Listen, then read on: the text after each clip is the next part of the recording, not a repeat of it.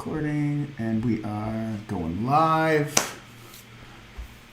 And we're live. Welcome, welcome, welcome. Happy Sunday, everyone. We got a minute or two here. We're early. Thank you for joining us. Everybody get settled in.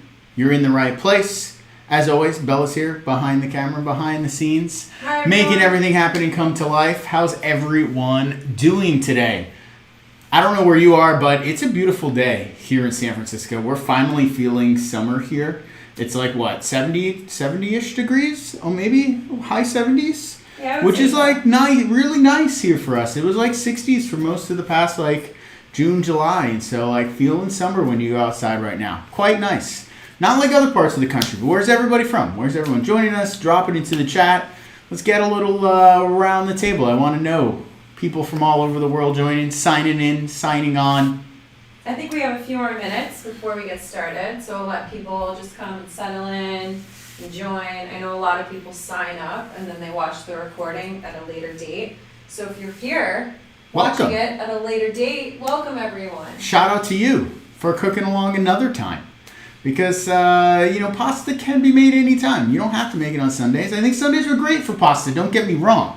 But any day of the week really is a good time to be making pasta. So whenever you're joining us, I'm here for you. But we'll give it another minute or two. We're a little early. I'm just checking the clock over here. In the meantime, William here is from Morgantown, North Carolina. What's up, William? I see we got John. As always, welcome back, John. Jess from Minnesota. Justin from D.C. Hey. Shout out to D.C. Lauren from Portland. Hey, Portland. Neil from Toronto. Oh, nice. Toronto and D.C., both on my list of places I would like to visit, to eat, and to visit and to experience. Places I've never been. Emily from Virginia, Sarah and Alex from Phoenix. Kristen, hot and sunny in Colorado. Nice. Wonderful. Loving Colorado. Colorado's a fun place. I feel like that. Does it get really hot in Colorado? Yes. It does it? Now it does. Well, I mean. It does now. I think it was like 100 degrees there recently. No way. That's really hot. For sure. Los Angeles in the house, Chicago, Austin, Texas, Charleston, all over. South Carolina. Yes. I love it. Welcome, welcome, welcome, everyone. It is 2 o'clock right now. Let's give it one more minute just to let everyone else get signed in, get settled in, find those links in their email. There are tons of links down below me in the description if you haven't checked them out. You got the recipe page link down there. You got YouTube links. Take a moment right now, please, if you haven't already, before we get started. Down here in this corner of the screen, should be right around there. There's a subscribe button. It would mean a lot to me if you do me that favor. Hit the subscribe button. You're not going to get notifications or emails or anything crazy like that. It just kind of helps build the follower count here on YouTube. So I'd appreciate that. Well, welcome everyone. It's 2:01 p.m. Let's get started. Let's get started, shall we? So, welcome, welcome, welcome, all of my pasta people out there joining us from all over the world. We have a bunch of people here live, but as always, there's a big portion of you that sign up for this and watch it later at another time, which is awesome.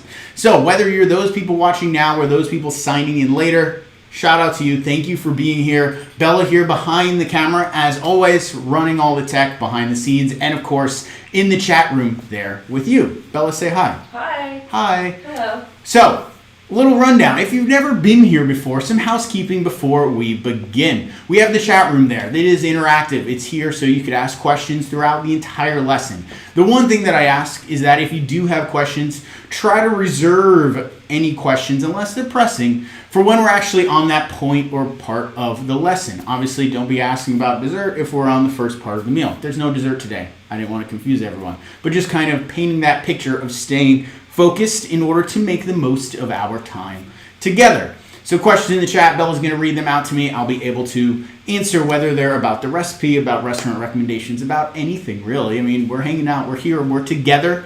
I'm here for you. This is fun for me. Hopefully it's fun for you. I love cooking, I love teaching, and thank you for allowing me to do what I do. So the recipe here today, we are making chicken parm tortelloni, one of my signature dishes. I can't get away from it. I don't want to get away from it. It follows me almost everywhere I go. Just about every pop-up or dinner that I cook or host, I'm cooking this dish. So it's one of those things that I really like to share. And plus it gives an insider kind of behind the scenes view of all of the components and all of the steps that go into some of these dishes that you would have in a restaurant or on a tasting menu. A step up in complexity than maybe just a simple one pot sauce or something like that. So that being said, you should have followed along on the recipe page, seen in the welcome note, that some things should have been done in advance if you're planning on cooking along. We should have our pasta dough made, ready, and tempered. We should have our tomato raisins already done or in the oven, finishing right now, drawing all of that moisture out, making them plump, little wrinkly, delicious gobstop. No, what are they? Gushers. They're nature's gushers. Yeah, they're not gushers. They're nature's candy, little gushers. Those are the tomato raisins. And then you should have your tomato sofrito. That's the base, our flavor bomb that we're going to be using as the base to make our chicken parm filling. That should all be done. Everything else, we're going to be cooking along through the entire lesson. We'll be going at a moderate pace here just to make the most of our time, and so we're not actually going as slow as the slowest person. But if you are getting caught up, you're getting stressed out, maybe you're not as prepared or having everything around, that's okay. Cooking does not need to be stressful. It should be fun, and that's what the pause button is for. So at any time, if I get ahead of where you are and things are going too fast or happening too quickly, hit the pause button. You can catch up, you can do your thing. This whole lesson is being recorded, so you can rewatch it, revert back to it, look at it at any time. You'll be able to use the same links. The recipe page is there for you, and everything can go at your pace. That being said, is there anything that I missed, Bella? No, nothing you missed, Joe. Nothing I missed. So, let's begin, shall we? Yeah. We're going to start with our filling. The base of that being our chicken. So I have here my skin-on boneless chicken thighs. I like to use thighs for this recipe. Thighs are just a little more flavorful. I usually always reach for thighs if I'm putting chicken in a pasta filling. They're just more fat. They lend up for a filling. You don't dry out as much as chicken breast sometimes does. But, you know, if you're a fan of chicken breast, you could totally go that route. I know, depending on where you're getting your groceries and where you're shopping, it might be hard to find boneless, skin-on chicken thighs. That's okay. You could always take the bone out yourself. You could ask the butcher behind the counter to remove the bone for you. You could always buy skin off and boneless chicken thighs, which are very easy to find, but I like the skin on there. It adds a lot of extra texture and flavor and fat. At the end of the day, fat is flavor, right? We've said that before. Jumping over here to our stove. Let's get a couple of things going and rolling. We have one more question, just from Emily. Finishing our pasta dough in KitchenAid, it's very sticky after only one spritz in 3 minutes. Any advice? So if your dough is very sticky, you shouldn't have spritzed it at all, Emily. It's okay though. What you could do is add like a tablespoon or so of flour in there. 3 minutes is a great point to still be adding more flour to the mix, getting it to the point where it's not going to be too sticky. What may have happened is maybe your flour was a little older, wasn't absorbing as much water. Maybe your eggs were a little larger than average, and so there was a more water content in there, just making for a wetter dough that needed a little more flour. So that spritz of water is only if you see your dough is dry. Don't always just spritz your dough prematurely and accidentally overhydrate it. But you can recover from that. Add a tablespoon or so of flour, let it mix in for about a minute. If you still see it sticky, you could go with another tablespoon and kind of judge and go from there. By about 5 minutes into mixing, it should be at a point where it's kneading in the mixer. It shouldn't be dry and it shouldn't be sticky. That's kind of like where you want to be at that point of the process. So that last 8 to 10 minutes of mixing can be at a good kneading pace. Cool? Emily, feel good about that? Over on our stove, we're going to get a large, wide saute pan, something that's going to be able to fit your chicken thighs. I'm using this one with high sides just so it doesn't splatter as much, but you can use something flatter, wider, smaller. Maybe you just have a tiny little pan. That's okay. Cook one chicken thigh at a time. We're going to get this going over medium-high heat. Maybe it's high heat for you. Everybody's stove is a little different. We're going to go for a sear. So if you know you need to crank this bad boy up, go really, really high, go ahead and do that. You could always turn it down once you get your chicken into the pan, so that way it doesn't burn. But we want a nice, good caramelization. We're going to build a good crust as the base of our chicken thighs. So that's heating up here. At the same time, let's go over to our oven and get that preheated. We're going to need to be baking our garlic streusel. Garlic streusel, one of my favorite bases for crumble rumble, a crumbly, rumbly, delicious topping or condiment for an unlimited number of possibilities. This garlic streusel, if you've never made it before, you're gonna love it, I promise. So let's get our oven preheating there. We're talking like 350 degrees or so. Some ovens, if you have a fan, it's very powerful. Maybe you go like 325 just to be safe.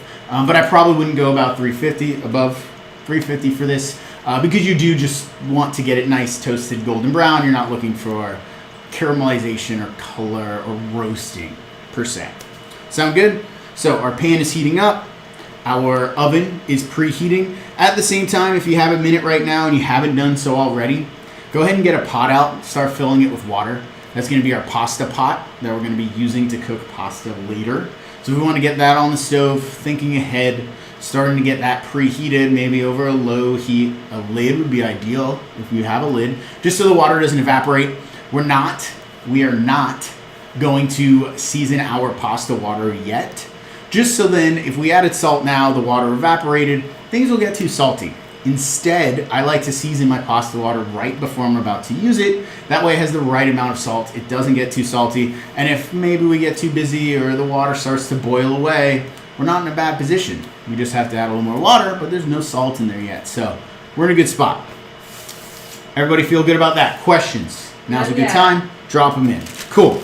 So we have our boneless, skin-on chicken thighs, right? I just have these on a small tray here. I'm going to season them up, a little bit of salt, a little bit of pepper. I'm going to go just on one side. I'll season the other side once I drop it down into the pan. Good amount of salt on there. I like pepper on this. I mean, we're going off of chicken parm, right? So hopefully you're here. You have an idea what chicken parm is. You've heard of it. You're familiar with it. If not, a little refresher perhaps. It's an Italian-American staple, a classic, something like a very big warm hug from mom or from grandma or from that special someone in your life. That's what chicken parm feels and tastes like on an emotional level. It's usually chicken breast, filleted open, pounded out, dredged, usually maybe panko, breadcrumbs, something like that. Pan fried, crispy on the outside, smothered with tomato sauce, melted mozzarella on top, baked, usually served with some sort of pasta or spaghetti on the side, and that is the glorious thing we all know and love as chicken parm. Our pan is hot. I just heard it beep at me. We're going to get a little bit of oil down at the bottom of the pan. That's going to help us transfer heat and sear.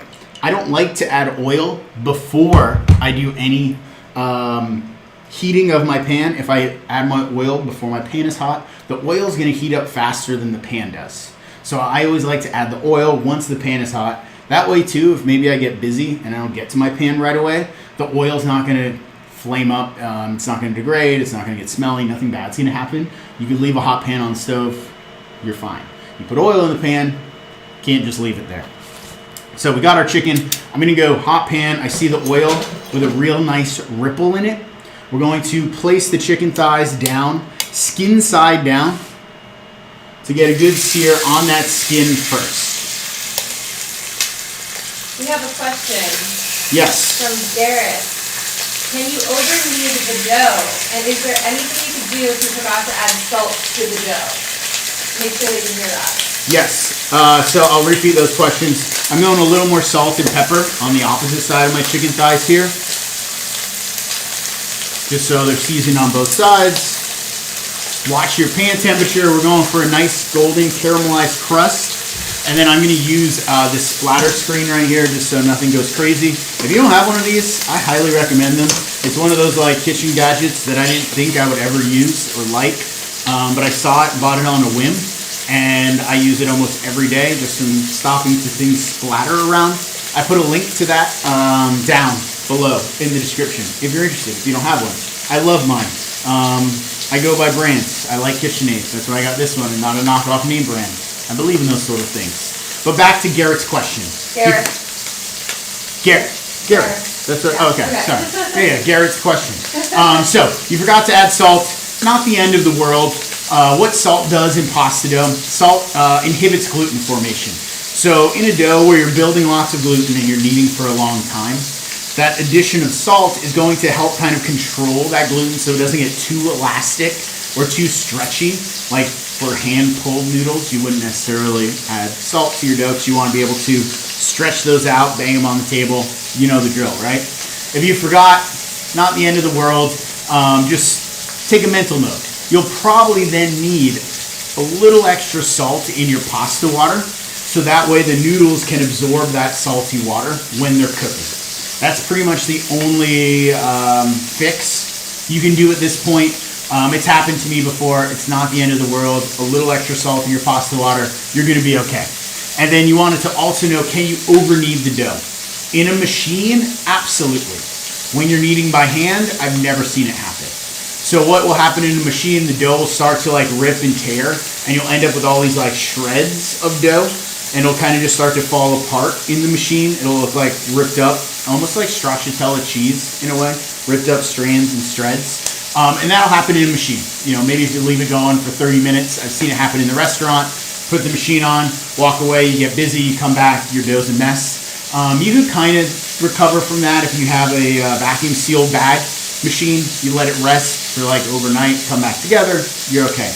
If you're kneading your dough by hand, I've never seen anyone over knead it by hand just because you'll get tired before you end up over kneading it and getting it to the point where the dough falls apart, or you overwork the gluten where it just kind of lets itself out. So 2 things not to necessarily worry about depending on how you're mixing.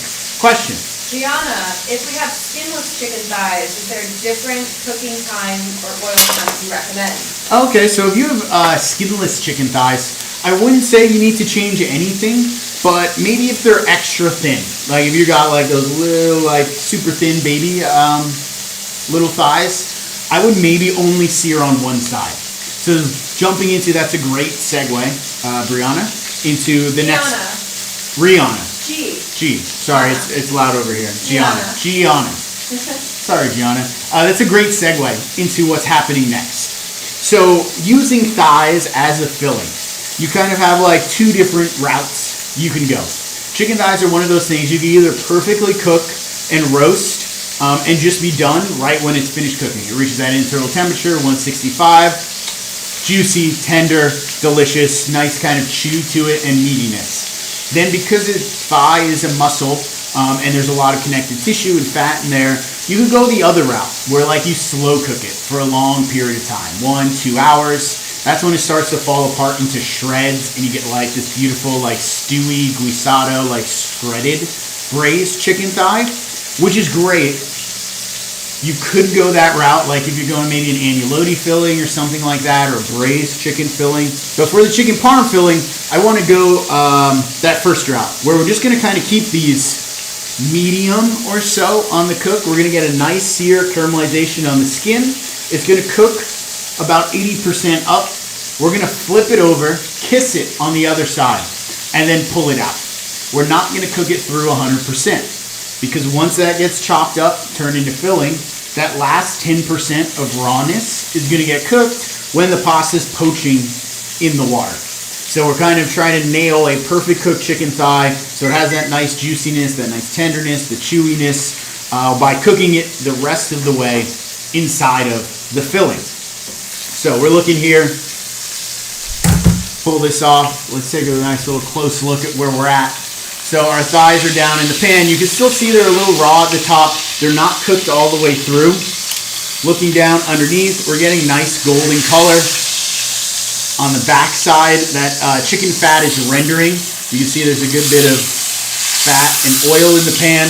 All very good things to get us to that point where we're about 80% cooked. We're going to flip it for a second just to kiss the other side. And then we're going to take it out of the pan. What we can go do right now, while we're waiting for that, I'm trying to flip the camera back. While we're waiting for that to finish cooking, getting nice color, is we can prepare our landing zone. So what do I mean by landing zone? We need somewhere to stop this chicken from cooking. So because we're doing this in real time on camera, I have a little ice bath set up here. So 2 metal pans. Metal because that conducts heat or cold faster than plastic or glass. Ice water down underneath, coldness touching the ice, so that way I could land my chicken on this. It'll chill very quickly, and then it'll be ready to use as soon as it's cold. If you don't want to do this setup and you're not in a hurry, you could just throw your chicken on a plate, stick it into the fridge, and let it chill naturally. That's totally fine as well. Just whatever you want to do comfortability-wise in terms of getting equipment around and doing things and ice and this and that. You can throw it in the fridge. It'll probably be cold. I just don't want to run in the fridge. I have this right here in front of me, and we're good to go. So that's our landing zone for the chicken. We're just about done here. Now I can still see, if you take a close look, trying to go back, close look, our chicken is still kind of raw. I would call that like rare or so in the world of chicken. And so that's why we're going to give it a little kiss. Now if you're using no skin or the really thin chicken thighs, you probably don't need the kiss. You're just going to get caramelization on one side and you're done. That's it. They're so thin, they're going to cook through. You'll be in a good spot from there. So here, we're done. Quick kiss, 20 seconds. I'm going to throw them now down onto my cold pan. Here, I'm going to take a spoon or spatula and scrape up any of these brown bits. All those brown bits, the fond, as we say in the restaurant world. We're going to grab all of that fond, all of that goodness, all that chicken fat that's rendered out from the skin, and we're going to add that to our cold pan, because this is going to be our pan that's going to become the base for our chicken parm. So fat is flavor. We want all of that in the filling. It's going to help keep things juicy, tender, moist, delicious, all the things we want for a pasta filling. So we're done with this pan. We can get rid of that. If you wanted to, like I was making this, say, in a restaurant, what I would end up doing is I would use that same pan and I would sear all of my chicken in it. I would then go right into there and start making my tomato sofrito in that pan while all my chicken is cooling. But because we're cooking live, we only have about 2 hours to get this all done. We did our tomato sofrito in advance. We don't need to reuse that same pan, but when you're doing things in a restaurant, your timing is different. You're multitasking, you have other things going on, right? So these are chilling. We're gonna set this aside. Questions on our chicken cookery before we move on to our garlic streusel? Yes, Bill. Bill says, may have missed it. Does the chicken need to be completely cooked now, or will there be more cooking later in the process? No. So, Bill, good question. What I had said before was we're going for about 80 to 90% cooked on the chicken, like medium rare at this point. You probably don't want to eat this as is. Definitely, yeah, no. Don't eat it as is. But because it's 80 or 90% cooked, once it's ground up and we have it piped into the filling, it's going to cook that last 10, 15, 20% inside of the pasta as it's poaching in the water. So then we have a perfectly cooked piece of chicken by the end of this. Rather than going the other route where you would braise these, they like get all fall apart, tender, where that kind of, it doesn't replicate that same sort of chew that you would get from a chicken breast in the classic traditional version of chicken parm. So I go this route because I think it kind of mimics and gives me a texture that's more desirable for my pasta filling than if I were to like stew these, braise these, cook these all the way through. And if they were like totally roasted, done, 165 Caputo, by the time then you go and cook them in your pasta, there's a potential for them to be overcooked or dry, and obviously you don't want that. So that's where we are with the chicken. Any other questions on our chicken as we then move forward into our garlic streusel, right? No? No. Cool. Yeah. All right, so. Laura says, I still love this. Oh, good, Laura. Nice, Yay. Laura. I love this too. I'm glad that you love this. I love this. I hope everyone's loving this. Everyone's doing such a good job being here. This is a serious task that everyone has signed up for today and being a part of. This is not like my simplest recipe by any means. So going through all these steps, making all these components, it's a lot, but you're gonna feel really good about yourself. Pat, everybody take a moment, pat yourself on the back right now because you're here, you're doing it. And then at the end, when you're done, you're eating this, you could really be like, oh my God, I need photos of this. I need to post about it on Instagram. I got to send this to all my friends. And then you know what you're making the next time you have a dinner party. Yes. You're making this, right? I'm making this. I make it when I have dinner parties, so I can't blame you. So, garlic streusel. Streusel being like normally a topping, a crumbly, rumbly sort of bit that you would find on a dessert on top of a cobbler or a pie or something like that. I like taking that philosophy and idea and applying it to a savory application. I'm all about texture. Just about every one of my dishes and everything that I cook has varying, contrasting textures. So I like on most of my pasta some sort of crunchy element, whether that be nuts, whether that be seeds, whether that be fried herbs, or in this case, garlic streusel, which acts as a great base as a crumble rumble. You could start to use this in place of breadcrumbs. You could use this in place of croutons for your salad. You could top grilled vegetables with this. Don't limit yourself to only sprinkling this on top of your pasta or your mac and cheese bake. You could totally use this as an all-purpose condiment on just about anything that you cook. You could sprinkle some garlic streusel on there before you eat it. It's going to make it that much better. So streusel comes together very easily. We have our oven preheated. We're going to start with a base of panko breadcrumbs. I like to do it in the food processor because what ends up happening is that it kind of breaks up those panko into varying textures where you have like those coarse bits of panko and then you have like the very fine bits of panko. So your streusel becomes almost reminiscent to a real streusel or a pastry streusel. But if you just have a bowl and you wanted to mix this together with a spatula, I'm not going to force you to get out your food processor just for this. Totally up to you. Then what else we're going to add for this, just a couple of other ingredients. I have some softened butter. Butter and streusel, you could go only olive oil, but I really feel like butter kind of is necessary in a streusel. It's a flavor, it's fat. It's something that would be missed because it kind of just adds that nice like unctuousness. If you know me, you know how much I like butter. And so butter, streusel, match made in heaven. And then to bring us into the savory world, I have some roasted garlic or garlic confit, garlic cooked in fat. There's a lot of different ways to do this. There's a lot of different ways to make this. You could probably find 500,000 videos on YouTube on how to put this together. I think I even have a video on YouTube on how to make this. It's garlic cloves covered with oil, baked in the oven or cooked on low and slow on the stove until they're golden brown. They caramelize, they get soft, they get unctuous, they get sweet, savory, and delicious. Question. Yeah, well, one statement. William says, date night with my wife doing this. Took your beef bolognese last year. Love reusing your sofrito all the time. Yay, great, William. Nice. Woo, woo, Awesome. William. And then Laura says, does this freeze well? How do I store leftover crumb? Oh, good question, Laura. So leftover crumb, don't freeze it, don't refrigerate it. Put it in like an airtight container. These are like little deli cups that we use in the restaurant. Like it'll save in your cupboard, like under normal cupboard conditions, as long as they get too hot or moist or cold or anything like that. I would say it lasts about a month. This is like give or take. It's essentially like you're making your own croutons, your crumbly, rumbly topping sort of bit. I always have some of this on hand, even just for myself when I'm cooking. It's a great kind of all-purpose thing. It's dry. It cooks out any of the moisture. It's not really going to go bad on you. As long as it's airtight, you're going to prevent it from going stale, and you're good to go. And then 2 more questions. One is from Jess. Haven't roasted the garlic yet. How do we do that quickly now? So roasted garlic, like I was saying, you can take your cloves, small pot on the stove, cover them with oil, just barely, cook it on low and slow, just till they turn golden brown, they soften, and they'll get unctuous and delicious.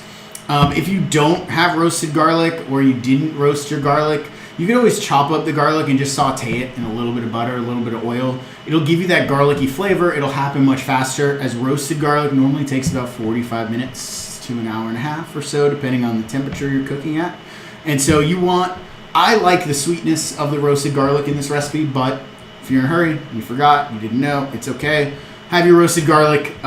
You can do some sauteed garlic. Super quick, super fast. Add it to the mix. Or you know what? Leave the garlic out. Use a pinch of garlic powder. Just saying, there's shortcuts for everything. We're cooking at home. There are no rules. I want you to feel comfortable and relaxed and not stress out that you didn't have your garlic done. So a pinch of garlic powder or granulated garlic in here will give you that same robust garlic flavor without having to rush or worry about getting roasted garlic done. And then Eliana wants to know if she can use raw garlic. So raw garlic could be used in here, chopped up finely or microplaned into here, so it's grated. The one caveat to keep in mind if you're using raw garlic is that garlic does have a tendency to burn.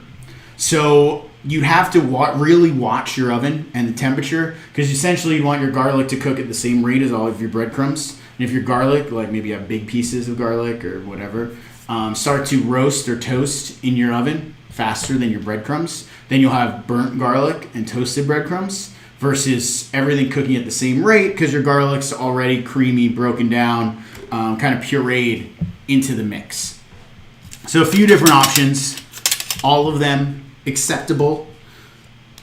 I'm going to go to garlic cloves, and I have this delicious garlic oil. You could use just regular olive oil, but since I have the garlic oil, I'm going to go with the garlic oil. We're going to go a pinch of salt in here. I can't tell you exactly how much salt because everybody's using different salt. Morton's is saltier than Diamond Crystal. You prefer Diamond Crystal, I prefer Diamond Crystal. It's the only salt I put my hands on. Oh, yeah. If you're using Diamond Crystal, I'd say it's about, I think that's like 1/8 of a teaspoon or so. Table salt is obviously the saltiest. Iodized salt is even saltier. So just be mindful of the salt that you're using and season accordingly, right? We're all cooks in our own kitchen. We should know our ingredients, right? And then last but not least, we're making a streusel. I always like to add sweet things to savory components, just like I add salt to sweet components. When you're making cookies or ice cream, always got to get salt in there. When you're making a streusel or some sort of savory topping, I like a pinch of sugar just to kind of help balance out all of that savoriness. I would say probably half as much sugar as you added salt, just to kind of give you an idea. 2 parts salt, 1 part sugar. That'll give you a nice little balance and provide this like back little, when you eat it, that is like, oh wow, what is that? It's good. I don't even know. Kind of rounds the entire thing out. We're going to throw the lid on here. And we're just going to pulse it. We don't want to like puree this to a fine powder. We just want to get everything mixed together, that butter evenly distributed, the garlic, roasted garlic cloves broken up a bit, and then we'll be good to go.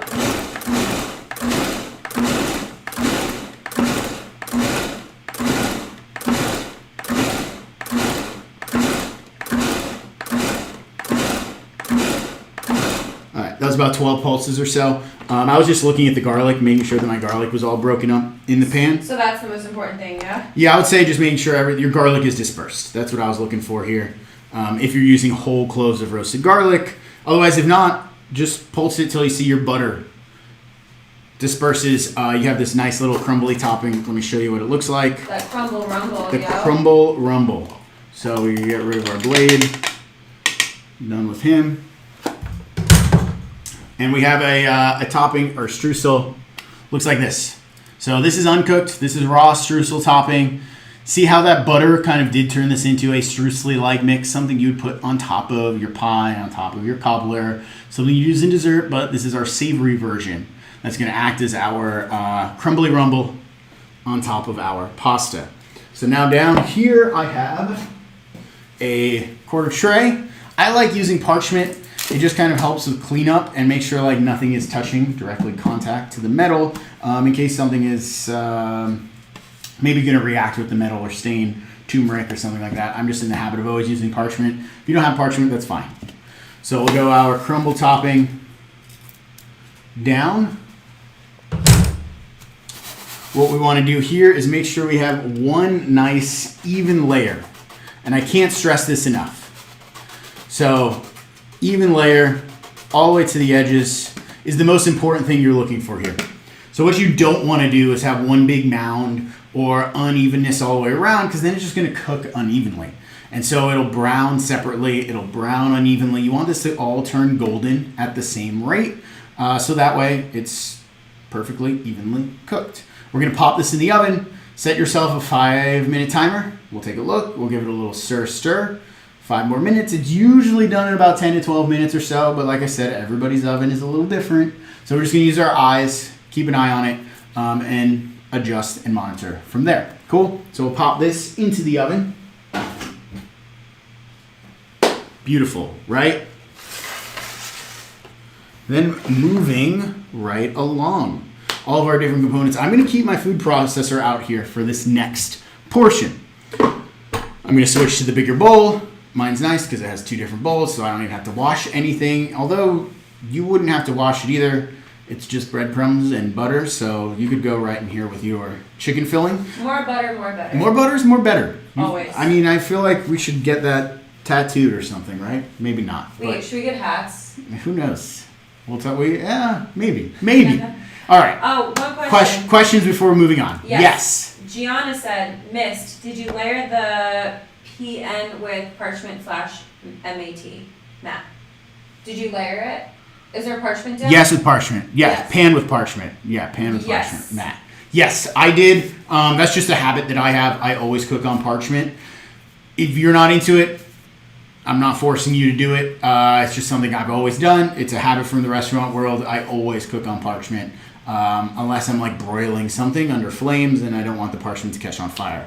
Although parchment has like a really high burning point anyway. I wouldn't recommend it though, but I recommend parchment. I recommend parchment as well. Yeah. So moving along down the road, thinking about our filling, right? Down the road. So I'm going here in a food processor. Generally, I like to make this filling in a meat grinder. So I have the KitchenAid attachment.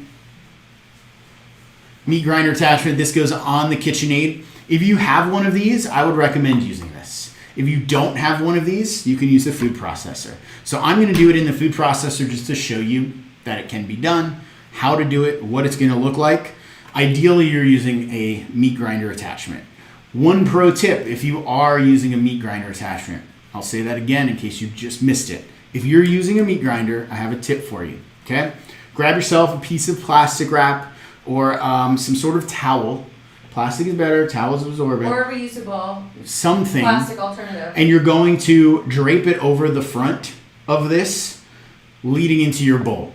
And that's going to act as your splash guard. So any bit of filling that's coming out of this doesn't get shot across the room. If you're grinding into yourself, doesn't get sprayed onto your apron. It gets caught on your little splash guard that you draped over the front, so it doesn't make a mess. It's funny, like to me, that's something I've always done, but that's like a little tip that I know home cooks and especially new cooks in restaurants don't always see. I was talking to my buddy who's a chef, and he was telling me a story of a cook that he was having grind a bunch of stuff, and she came up to him afterwards and was like, "Chef, what did I do to you that you're so upset at me?" And he's like, "What are you talking about?" And she's just covered in all of the filling that she was grinding, and she had it set up facing her and was just grinding everything, spraying herself with all that juicy filling, and didn't even think to put a cover on it or to even just turn this way so it's sprayed across the kitchen.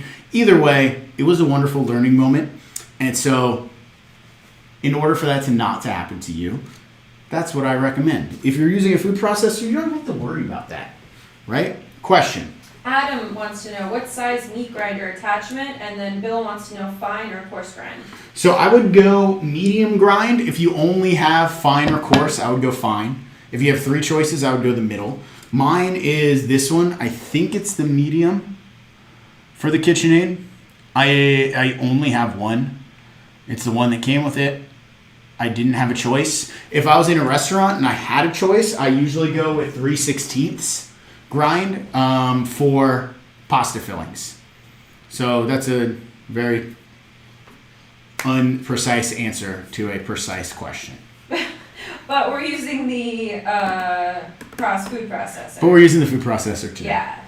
All right, so we're going to go chicken thighs into the food processor. Because I'm using the food processor, I'm just going to give the thighs a little bit of a help and just kind of break them up into little cubes so that way they process much easier. But again, if you're using the meat grinder, you don't even have to do that. You can just shove them all down in there. They grind up really nicely and you're good to go. So, cubes, you can hear that crispy, crunchy skin as you cut through this. That's a really good sign. We got a really nice sear on these. And then looking at our chicken, I still see a little bit of pink. Like I said, we're at like medium rare right now, which is perfect because it'll cook all the way through. It'll get that nice white that we all know chicken is done cooking when this is inside of our pasta. So our thighs. Adam wants to know, my chicken is still warm. Is that okay? I'm using a grinder. So I would not grind anything warm whether food processor or grinder, things should always be cold. The reason being is that if things are still warm and you break them apart, all of their juices run out. It's the same reason you always want to like let meat or steak or something rest before slicing into it. Think of your grinder as a very intense slicing. So if you still have warm and unrested meat and you throw it through the grinder, all of that juice is going to kind of run out. Sure, you'll catch it in the grinder, but like the meat itself is going to be dry. And so things are just going to kind of fall out. That's why I like using this ice bath method here. But again, if you're not like too concerned, you're not trying to be too precise, you could throw it in warm. Like no one's going to come yell at you or tell you it's wrong. It's still going to be delicious. It's going to be good. But it's like these little like tidbits of information to know like, hey, that's how we do it in the restaurant. That's how a chef would do it. That's how someone that's been trained kind of thinks about all those whys and not just the hows. Understanding why you don't want to do that. But you know what? I guarantee there's at least a handful of cooks out there that have grinded things while they're still hot, and it's been totally fine. So, but just pro tip. Again, pro tip, right? Cool it down a bit. Cool it down a bit. I'm going to grab the rest of these congealed chicken yum-yums down in the bottom of the pan. Everyone's going to be calling them chicken yum-yums now. Chicken yum-yums. That's what... So we got our chicken yum-yums. We can get rid of our ice bath. Good to go. We're done with our knife and our tongs. Finished with all of that. We're kind of cleaning up, organizing as we go. So there's just not a bunch of things sitting around the kitchen getting in our way. Another pro tip. Another pro tip, right? All right. Next, we have our tomato sofrito. So this should be done already in advance. If you've made, maybe we've made tomato sofrito with the bolo recipe. I think that's what someone was saying before. But this sofrito, think about sofrito as like a flavorful base. It's cooked down vegetables. It can be any combination of vegetables. If you study cuisines from around the world, just about every cuisine has some version of sofrito. Some of them cook for very, very long. Different regions use different combinations of vegetables. Some use peppers and onions. Some use only carrots and celery. Some will use all white vegetables. And so I like to think of a sofrito as like a base to use, whether it be for a filling or for like a ragu or a sugo. So like in my recipe repertoire, I have fennel sofritos, I have parsnip sofritos, I have white sofritos, I have onion sofritos, tomato sofritos, carrot sofritos, all sort of depending on what direction I want to take the dish in. All kind of thought around the same idea of cooking vegetables down in quite a bit of fat, usually olive oil. Sometimes you use pork fat or chicken fat or something like that, depending on where you want to see this go. But it's a great thing to keep around in your freezer, in your fridge, depending on how often you're cooking. And it just kind of like adds this huge flavor bomb. And it cuts a ton of time out of whatever it is you're doing. So like we have like a Sicilian sofrito that I make for the bolognese, right? We make a Sicilian sofrito. Normally I'll cook that the day before, 8 hours on the stove. Draw all of the sugar, caramelize all those veggies, super low and slow. Turns to like this like golden dark brown vegetable paste. That then the next day when I'm making my bolo, I add that and it's almost like my bolo's been cooking for 8 hours because I have that flavorful base. So even if you keep that in the freezer, you keep that in your back pocket, not literally, that'd be messy, but you have that around, you could really add a long cook time to even like something like short ribs or just grilled chicken. Throwing that on there, you kind of then are expanding your possibilities and you have this great little kitchen secret you have. Question. Yes, Lauren says, do you recommend the metal or plastic meat grinder attachment for the KitchenAid? So I have the plastic meat grinder attachment. It's metal on the back side, but the inside is all plastic. The die and the blade is metal. If this comes in metal, I would have bought it in metal. I think I've had this one for so long that they weren't making a metal one at the time. But that goes to say the plastic one holds up really well as long as you take care of it. But if I had the opportunity to buy a metal one and I was buying a new one, I would always go metal.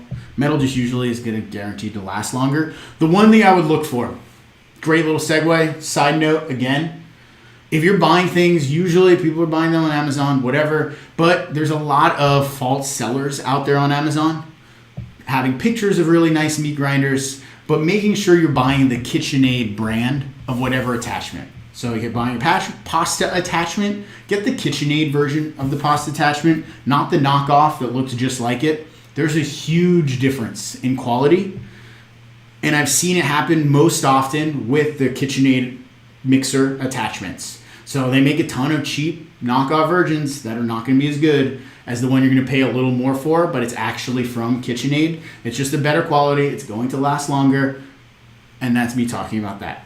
Anyway. Another question. Gareth wants to know, my tomato sofrito came out with a bitter aftertaste. Is that normal, or did I perchance overcook the garlic? Who said that? Gareth. Gareth, it sounds like you know the answer to your own question. You overcooked the garlic. Maybe you let it get a little too hot. Some of the vegetables might have burned or scorched down at the bottom. The garlic usually turns bitter if it gets a little too hot on heat. So yes, definitely that's probably what happened. Should not at all taste bitter. Should be sweet and luscious, succulent, very tomato robust forward. Is there any way to fix this, Chef? There's no way to fix that right now. I would just roll with it. Maybe use a little less of it if it's like off-puttingly bitter. But just know, hey, in the back of your mind, I could do this better next time. Heck, I've burnt things and I've eaten it. It happens. It's not the end of the world. But yeah, there's not really fixing burnt garlic or overcooked garlic. And just be a little more mindful next time you're cooking. Just it's a little less. And Emily said with the metal attachment, you can throw it in the freezer before grinding to help keep everything cold. That's incredibly, who said that? Emily. Emily. Great call, Emily. Especially if you're making sausages or grinding a lot of raw meat.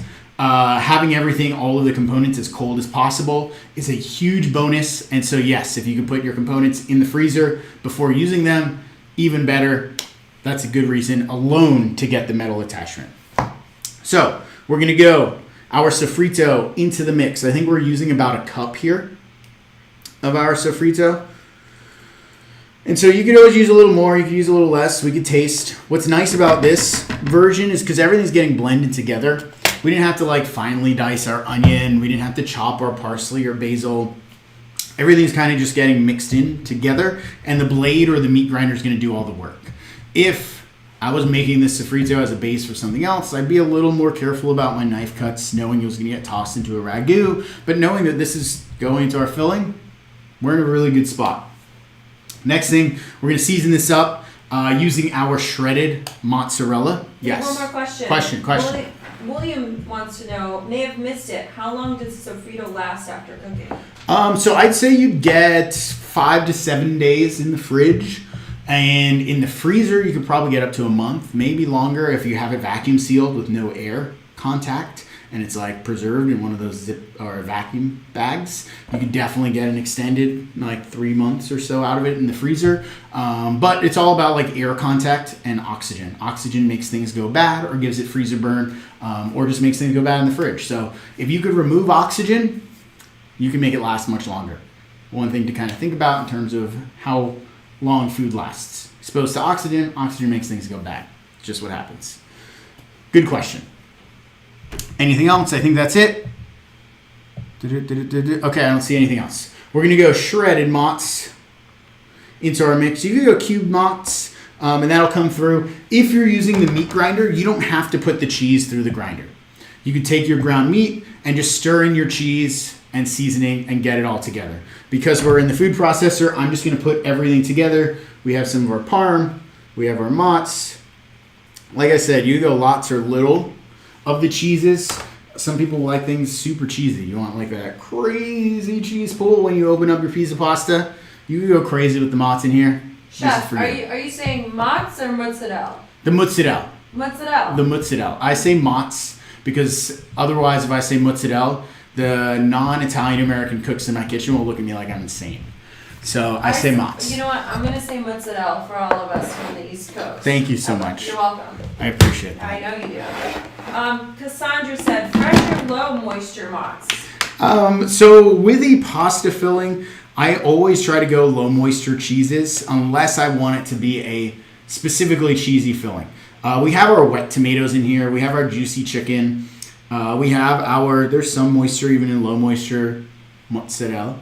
And so I would go with the low moisture just so you don't have a too wet filling. If you have a very wet filling, it's going to weep out. It's going to make your pasta get sticky potentially, and it's just going to be much harder to work with versus a drier filling. You'll be in a better position. So I usually go low moisture shredded mozz, or you could just use like that whole milk block, chop it up, cube it up, throw it in here. That'll work just as well. I wouldn't necessarily use fresh. I would save that for like my pizza, or maybe if you wanted to melt it on top of something, toss it in right at the end. That's a much better opportunity to use that fresh mozzarella. So we're going to pulse this now to bring it all down, and essentially this is going to be our meat grinder here.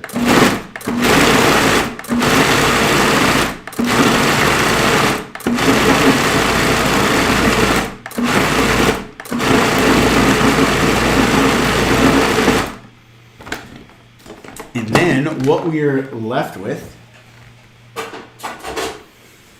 is this beautiful chicken parm filling.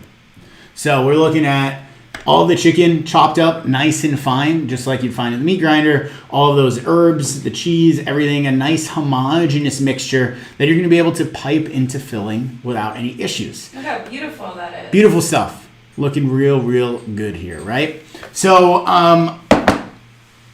I don't necessarily feel like I need to taste this. I know my tomato sofrito was seasoned. There's plenty of salt in there. It tasted really good.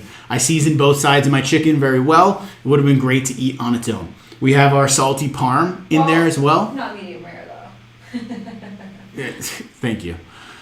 And we have our parm in there as well, and we have our mozzarella. And so I don't need to worry about trying to taste this, the medium rare chicken, squeamish, this and that. So I feel really good about putting this right into the piping bag. If you felt like you needed to test this or you weren't sure on your salt or seasoning, you could always like steam a little bit off, maybe microwave a little piece, throw it in a pan for a second just to kind of finish cooking it. Then you could taste it for salt or seasoning. Totally up to you how comfortable or confident you are in the amount of salt you have in here. So then we're going to go right into a piping bag. If you don't have a piping bag, you could use a zip top bag. If you don't have a zip top bag, you could just spoon this onto your piece of pasta and use that to make your tortelloni or ravioli or whatever have you. With the piping bags, I like to fold the top down so they are halfway inside out. That way, anything that you accidentally get on the outside of the bag, you don't get any on your hand, for starters, and then you don't get anything on the outside of the bag. It essentially is now the inside of the bag, so you don't have to worry about making as much of a mess. I'm going to go ahead and grab my filling. We're going to go right down into the mix. Let's take a look at our garlic streusel real quick before we put the rest of this in here. Where are we at, garlic streusel?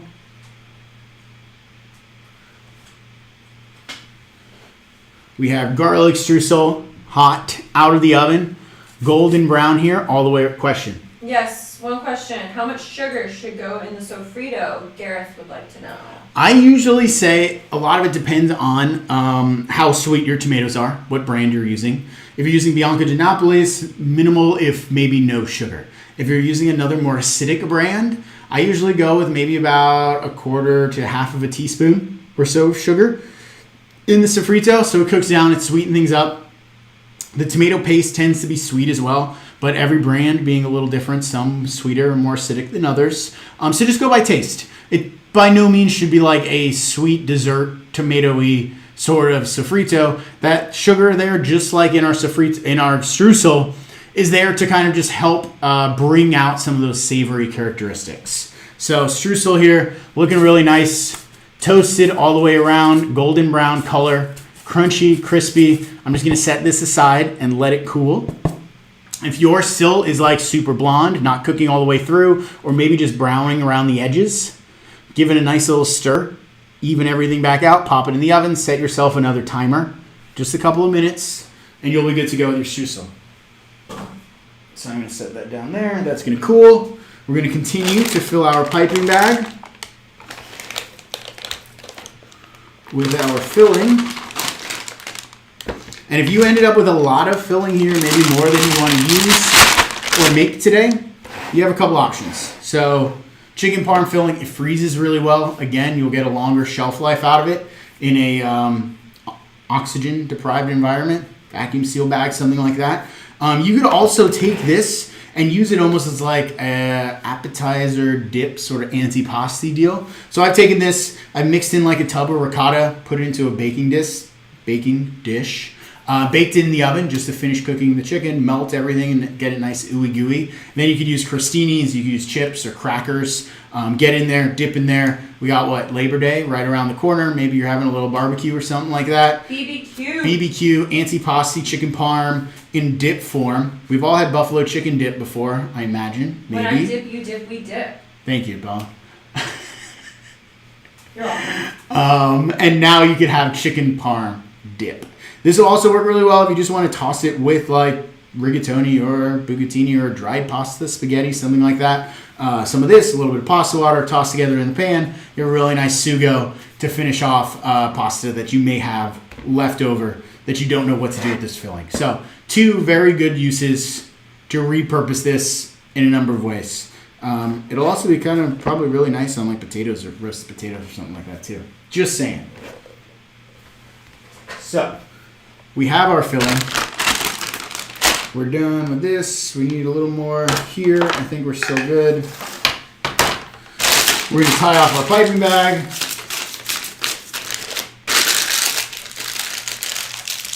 And now do we have any other questions before we start moving on? Perhaps, yes, no, maybe it's a so. Little bit of a delay. I know there's a delay. People are getting cleaned up right now. A lot of moving parts going on. We could talk about maybe like the origin of chicken parm, because I always found it very interesting. It's one of those almost like mysterious type of dishes where we know it is Italian because a lot of the ingredients and flavors you find in just about every red sauce joint in the entire country, probably around the world. I don't know, but I'm going to assume. And so looking at the historical context of it, you didn't really find chicken parm or chicken parmigiana in recipe books or in print until about 1950s. Which was really not that long ago when you're thinking about the history of culinary. And so it's a relatively new thing. Looking back at the gastronomic kind of history of the dish, you could go to the old world Italy before it was a unified country, and you find early iterations of this dish using eggplant. Chicken was very hard to come by in the rural areas and towns of Italy, but eggplant was very abundant, especially in the south where you would find a dish, mezzalune, parmigiana, which eggplant, parmesan. And so it was done the same way, thinly sliced, breaded, fried, covered with sauce and cheese, usually mozz, not parmesan, so kind of misnomer in the name there. But what they say is often where that came from. It's a Sicilian word, Parmigiana, which when it came over to America, it roughly translated, it's lost its original meaning. People associated it with Parmigiana and Parma, where Parmesan cheese comes from, although not at all related to that northern Italian region, Parma or Parmigiana cheese. It's just kind of one of those, as food travels across the world, it goes across the seas, goes through different people. It's that game of telephone where words start to change and people just attribute meanings to different things. Fun facts, right? And so as those Italian immigrants came over to America, early 1930s to 50s, they wanted to make the same dish, but now that they're here in America, they kind of found the opposite. Eggplant was not very abundant. There was not a lot of farming being done in New York City in that east area over there, but there was a whole bunch of chickens. And so they were able to change dishes using proteins that normally weren't available to them. In this case, they would get the chicken breast, use that, replace it where the eggplant was, and that's where we now find our beloved classic chicken parm coming all the way, originating from southern Italy with the humble eggplant. So, funny enough, I found that not many people know of eggplant parm. I thought it was a very common thing. I grew up with it. My mom probably made eggplant parm more so than chicken parm. That was in my family, at least. Belly, which did you eat more growing up? Because she's from the East Coast as well. It was equivalent, honestly. Equal parts. Yeah. I feel like for like holidays we had both, but like sometimes my grandma would want to just make the chicken, or she want to make the eggplant. It was just very, it was equal, I would say. Very good. So there we have it. I think that was a nice little segue in everyone getting situated, organized, cleaned up. Now we can go back over to the stove. one or two last times. I'm not going to say last time, so we're going to be over there again. Our filling's hanging out on the side. We have one more component to make before we get over to our pasta machine. We're going to make our Parmigiana fonduta. So this fonduta is a condiment, something found in Italy, and this did come from the northern region of Italy, near Parma, near Emilia-Romagna, in that region. Normally, this would be made with fontina cheese. It would be a very stinky, intense, robust cheese sauce that would usually accompany white truffles. We're not using white truffles today, nor are we using fontina. I like to sub out different cheeses and almost think of this as like the Italians' version of a nacho cheese sauce or the French's version of a fondue. We're making Parmigiana fonduta with our Parmigiana Reggiana cheese.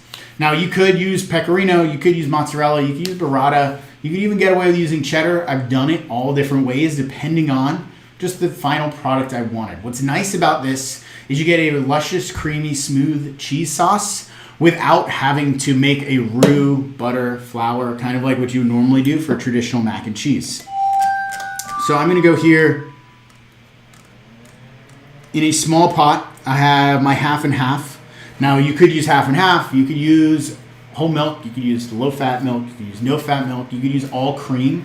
It's really just gonna give you a different mouthfeel or a different richness to the cheese sauce. And I recently learned, I did not know this, was that, oh, it's heating up fast. Careful, don't boil over. Half and half is not equal parts milk and cream, half and half. I didn't know that. The name's very misleading. I had someone recently tell me that I think it's 2 parts milk to 1 part cream, which kind of blew my mind because anytime I make half and half myself, because maybe we were out or we didn't get a delivery, I would just mix equal parts. Little did I know I was doing it wrong. But now we all know that, right? Because that's kind of one of those fun facts. We're heating this up. We're not looking for a boil. We're going like right below a simmer.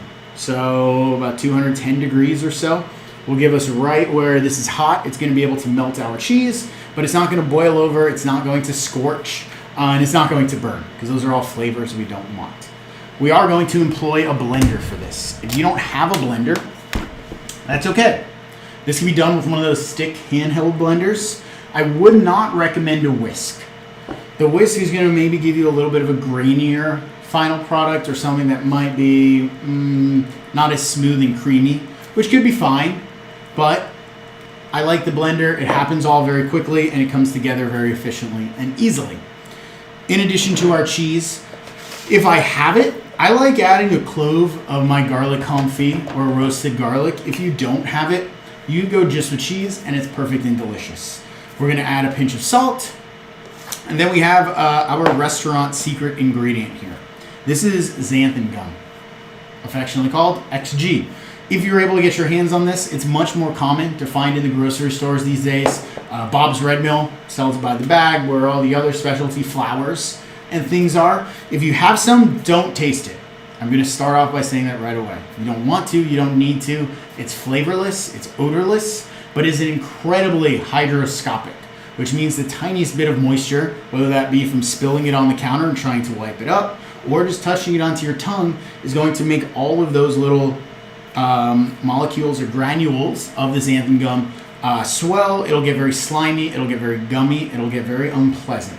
You don't want any of that. This is that product that you're going to only add to things and bloom into some sort of liquid. In this case, our cheese sauce. What is xanthan gum? It's actually a bacteria that grows on sugar and alcohol.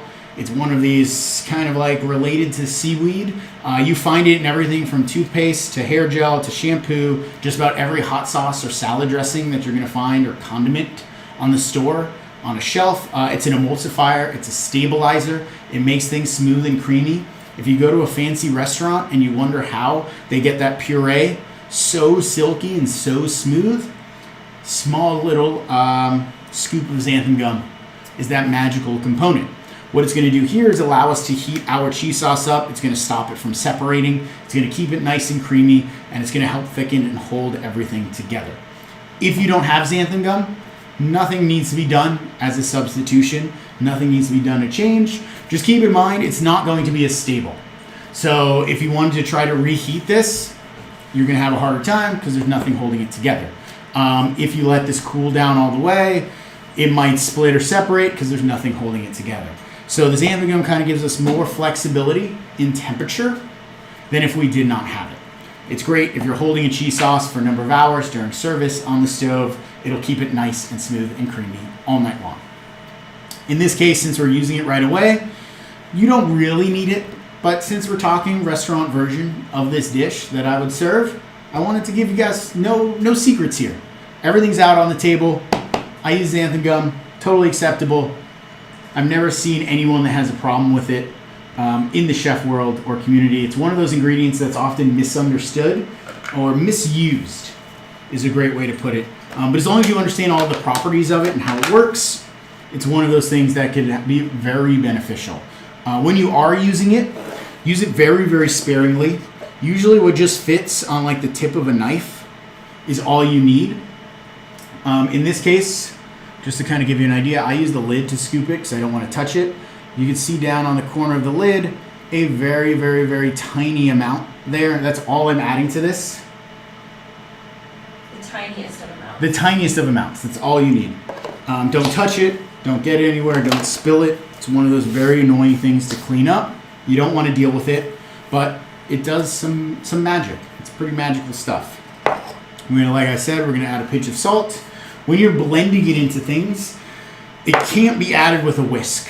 There's not enough agitation to disperse the molecules. You'll end up with clumps of xanthan gum, not pleasant. You need a hand blender or you need a real blender to bring it all together. Also keep in mind, it takes 30 to 60 seconds or so to bloom. So don't just add it to something and expect it to activate right away. It takes time for all of it to interact, for it to swell with the water and whatever it is that you're cooking. And so it takes a moment for it to come together. Be mindful. But this is all part of understanding the ingredient, understanding its properties, right?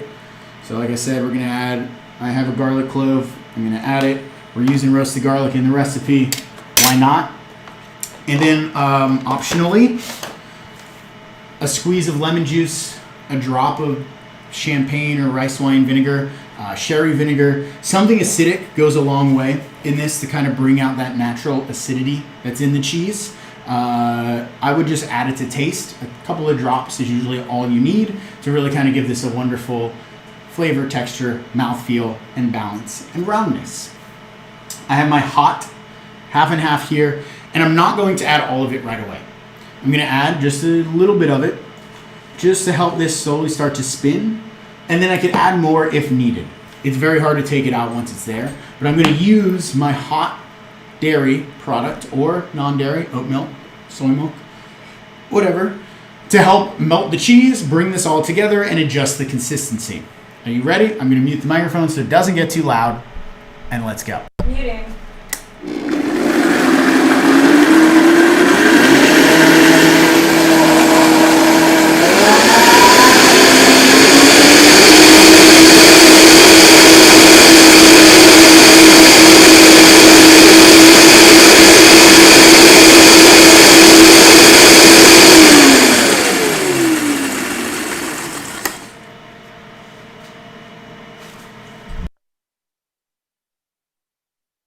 Oh, whoops. I don't think I muted it. Sorry, everyone. I thought I hit the button. So I see a little pocket of cheese that's stuck to the side of my blender there. So I'm going to go in here with a little spatula and make sure to scrape down the sides. Then I see it's a tad bit thicker than I'd want it. What we're looking for here, think of it almost like, maple syrup. The good maple syrup, not like the watery maple syrup.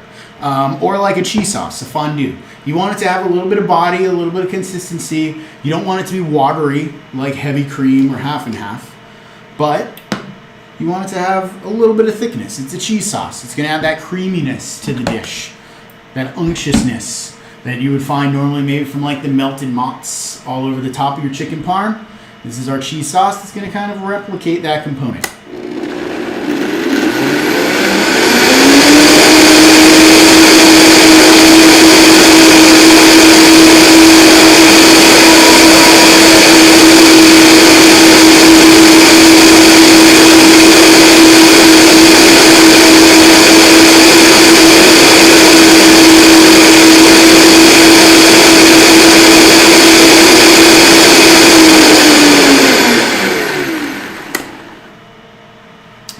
Rachel asked a really good question. She asked us, adding the acid risk separating the cheese sauce. And it does if you reheat this once you add the acid. So that's often how like cheese is made. You have a dairy product, you add acid to it, you bring it to temperature, and it separates.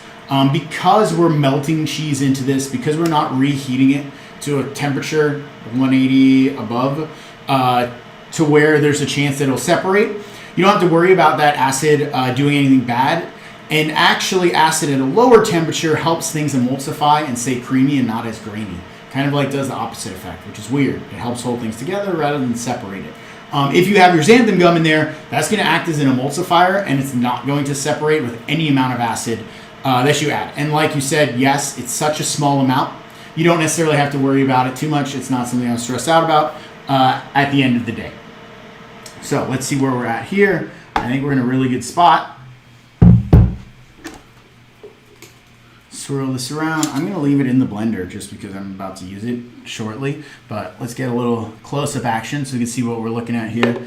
So coming in, we have a nice, thick, saucy, almost like a demi-glace, but it's made with cheese sauce. And keep in mind, as this cools slightly, it might thicken a bit, but like it coats the back of the spoon really well.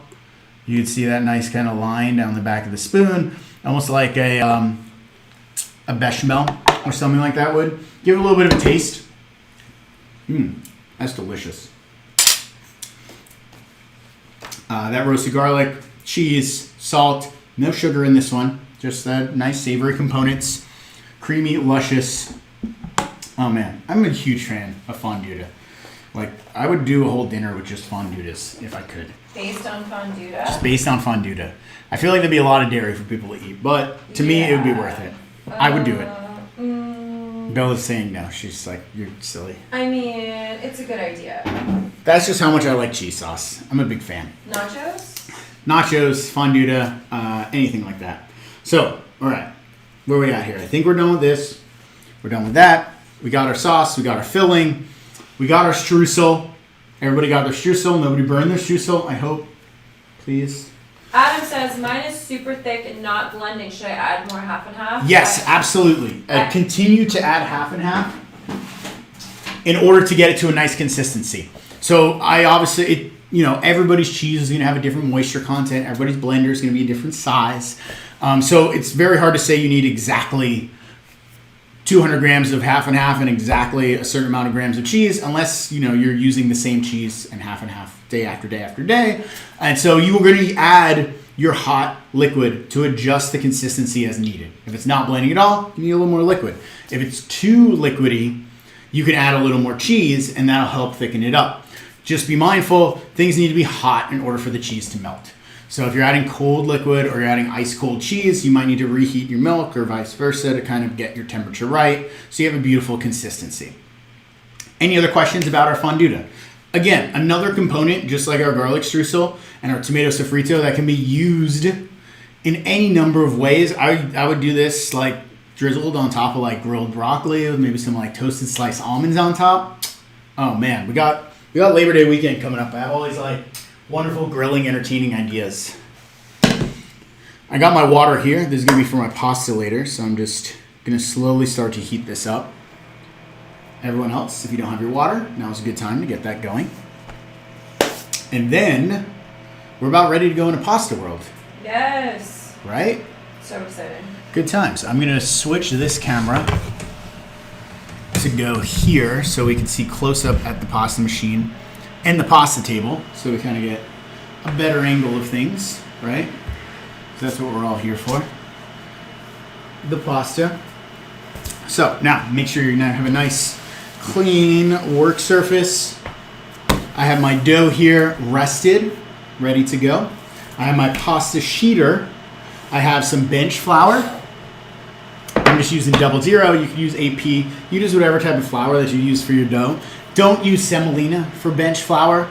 It's going to add graininess and coarseness to your pasta when you're sheeting it that you don't want. I'm also going to grab my rolling pin. I always use a rolling pin, even when I have a machine. Number one rule. I have a lot of number one rules for pasta. A very important rule. when it comes to pasta is using that rolling pin to help pre-shape and pre-sheet your dough before it goes into the machine. That'll help your machine along through the process. It'll help you along through the process and make for a much nicer final product.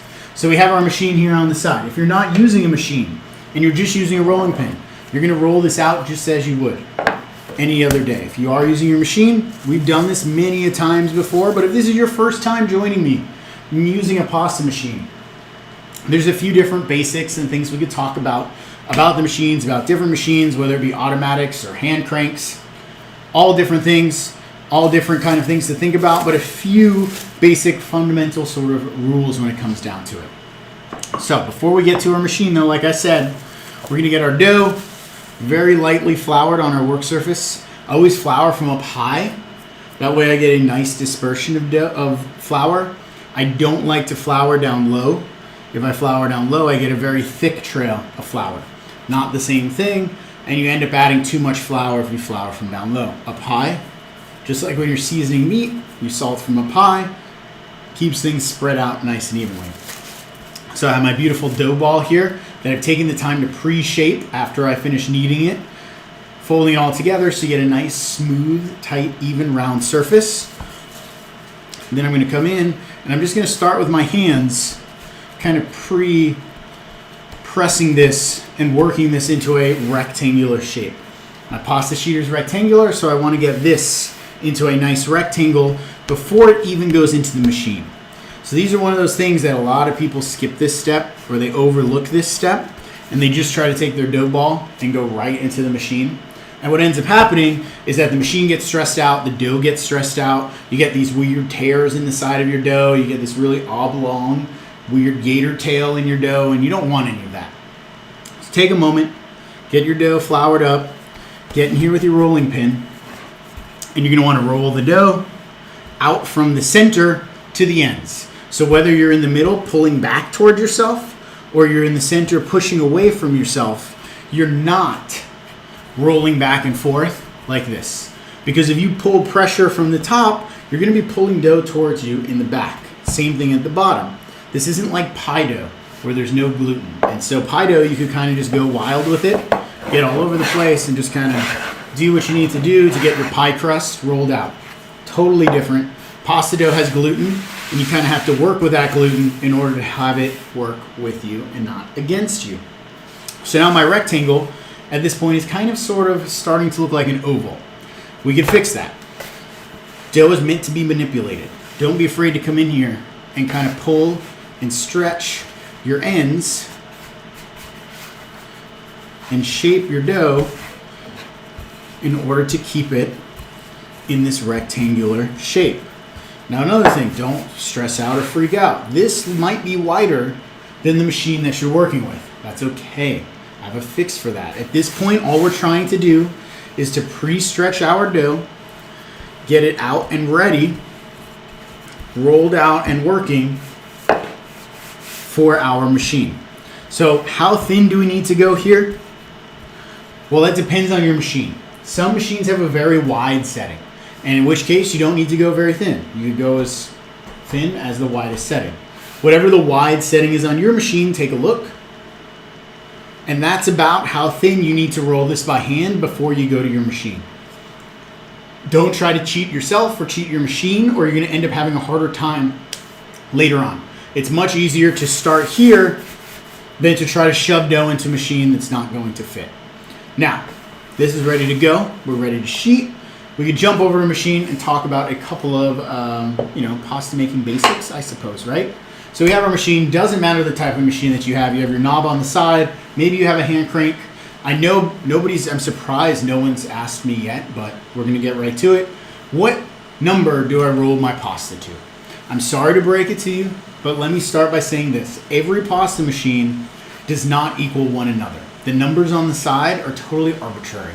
And depending on what year, what model, what brand of machine you have, those numbers are only going to be specific to your machine. They're there so you know, as a pasta maker and as a chef or a cook, that you're using the same thickness and width every time you make pasta over the course of this day or over the course of multiple days. You could keep track in a little notepad, a little sticker on the side of your machine, or just in your memory. But know with your machine, you like to roll it out to a number 6. Or maybe you like with your machine, you like to roll out to a number 1. What I mean by that is some machines count up and some machines count down. Mine being a number 10 is the widest and a number 0 is the thinnest. Maybe your machine has a number 8 as the thinnest and number 1 as the widest. See how those numbers can't correlate or mean the same thing? And so every machine's a little different. What I can tell you is a good kind of like base rule or a starting point is whatever your thinnest setting is, a good thickness for a filled pasta is usually 1 or 2 steps up from the thinnest. So what I mean by that, my machine goes to 0. I usually take my filled pasta to number 1. Another machine I have goes to 8 being the thinnest. I'll take my filled pasta to number 5 or number 6. Every machine is going to be a little different. Every dough recipe is going to be a little bit different. And every pasta shape and filling is going to be a little bit different. If I was making a very thin, ethereal pasta filled with cheese and it was just going with the butter sauce and maybe something really elegant like caviar, I would want a very thin, almost like melt in your mouth piece of pasta. So I would roll it as thin as possible. Now if I'm going with something a little more hearty, we're talking chicken parm filling. You want the dough to really stand up, almost like the crust does on a chicken parm. So you can roll it a little thicker. It's not going to need to be as thin. That's going to make a little more sense when you're thinking about the whole conceptualization of the dish. So a lot of things to consider. There's not one right or wrong way to do it. And what I always like to recommend, I know there's a lot of people I talk to out there on Instagram, and I see them doing the same thing, and I love it that they're doing it too, is that they're just testing things side by side. I love doing it. No one's forcing you to roll all of this dough out to one number and commit to it. Take a little piece, take it down to number 5, take another little piece, take it down to number 8. Put a little filling in them, cook them in your water, taste them side by side, and then you're like, oh, I really like number 8. I hate number 5. Now you know. That's what you're going to roll your pasta to. Make a mental note, make a note, carve it into the side of your machine. Doesn't matter. But now you know because you've done a side-by-side comparison. I've done that. I have a notebook where I have all my different fillings, all the different shapes, and which one I like to roll to different numbers depending on the dough and how I'm going to serve it. So I know that's a lot of information. Just gave it to you, but all very important information. Things that are easily overlooked or don't get translated as well in a cookbook or other pasta making videos, but very important to understand when you're trying to work with your machine. Now, before we begin, questions. William, using a KitchenAid attachment pasta roller, how fast should the KitchenAid be set? Good question, William. So KitchenAid, you could choose your speeds. With a KitchenAid, it's important that you're at least on a speed 3. I usually go 3 or 4. It seems very fast, but think of it like this. There are gears inside of your KitchenAid. It's taking a certain amount of strength and power to make those rollers and sheeters work together to squeeze your dough. If you try to put dough through and do action without a high gear or power from a high gear, you're going to have a very hard time. Your machine's going to get stressed out. Your dough's going to get stressed out. Your roller's going to get stressed out. So even though it's faster, that higher gear is going to help things roll more easily in and out of your machine. So I say at least a 3 or 4, definitely not a 1 or 2 on your KitchenAid. Now, if you do have your KitchenAid, you're going to notice this large rectangle is not going to fit in there. We have a solution for that. I like to take my cutter. I'm going to come right down the center. We're going to cut it hot dog direction, not hamburger, hot dog, right? Like this. So now I have 2 strips. I'm going to take one of my strips, and I have these reusable zip top bags. My strip is nice and floured, so it's not going to get sticky. I'm just going to fold that up. I'm going to stick it into my bag so it doesn't dry out. And I'm going to set that aside.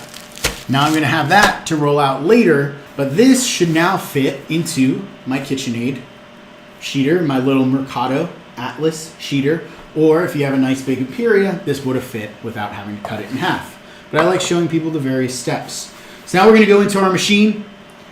We're here at the basics. If you have a nice machine like this, you go through each number once. Sometimes I've noticed with the KitchenAid, depending on how old your rollers are, They get to the point where sometimes you need to start going through twice on each number.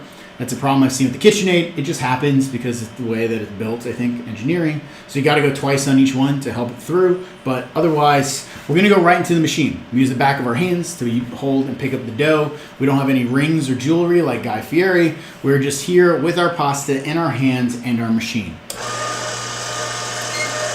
So we're going to go into the machine, working with the dough, one at a time.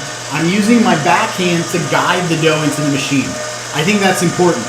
A lot of people focus on what's happening when the dough is coming out of the machine, but it's more important to focus on back here. You're guiding which direction the dough is going. You're making sure it's not bunching up over itself. And then I take a look every couple of passes to see if I need to add any additional flour. I feel good about this. There's no stickiness. There's nice texture. Taking a look here at our dough. Occasionally, on a good day, you'll see air bubbles in there. That's a very good sign that your kneading happened well, that you captured air and you breathed life into your dough. You may also see that you're starting to get some of this like leathering look, almost like, I don't know, alligator skin or something like that. That's also a very good sign. It's texture. That's from the egg whites in the dough drying out, reacting with the flour on the surface of the dough. All things that you want for a very nice pasta dough. Things not to get scared of. I know some people see the bubbles and they get worried. Some people see these striations and they get worried. You're in a really good spot if you see those things. So we're going to take this down. And now if you get to the point where this starts to get too long for your countertop or for your work area or even for yourself, maybe you're the only one making pasta and you don't have a little sous chef or someone helping you, I have a solution for you. I take this about halfway down. So for me, that's about number 4. I started at 10. 4 is not halfway, but it's about. Now I'm going to cut this into segments. What I mean by that is I'm just going to go and kind of guesstimate small pieces here. We're going to get a little bit of flour on each one. And then these small, partially rolled pieces can also join my nice thick friend here in my zip top bag so they're not drying out. Eliana said, I made 2 different colored doughs. Should I merge them? If so, if yes, how? If you made 2 different color doughs and you want to do stripes, you could totally do that. I just did one color today, so we're going with the chicken parm. Always one color. If you wanted to do stripes, you would roll one, essentially cut it into noodles. Lay those noodles over the other piece, then roll that piece back through the machine. I've definitely posted a reel on Instagram of it. I don't have another color dough to really demonstrate it. That's not what this class was about. But if you want to just maybe make some in one color, some in the other, then you have multiple different color chicken parms that you toss all together. That's an option as well, right? Ooh, that's a great idea. So maybe you have like yellow and green or yellow and red. I would make like equal amounts, cook them all together, then you toss them in the pan together, and you have almost like rainbow pasta. Different color pastas all together. You could also like punch out little circles, lay those on top, and then roll it back through and get like different patterns and colors for multicolored pasta. Totally an option as well, but we're not diving. That's a whole another demonstration and lesson to go into like the striping and designing and getting all the craziness on pasta. But so we got our small segment here, which is nice if you're working with a lot, you don't have a lot of countertop, you're working with a small piece. Now I stopped on 4. Now I could continue to take this down even thinner. And another, maybe you can see a little better here, those striations on the pasta dough. Very good thing, beautiful texture, that's exactly what you want. Sign of a very good dough, sign of a very good process that you're working along the way and trying to get towards. So now I'm on number 3. We go 3, 2, 1. And like I said, with my machine, I know I like to stop at number 1, 0 being the thinnest.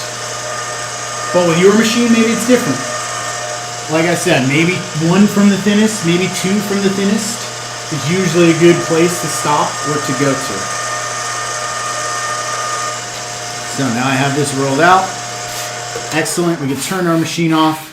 I'm working on a wood surface here, which kind of helps axe. What did we just lose? Uh-oh, we left that pan. Did it come unplugged?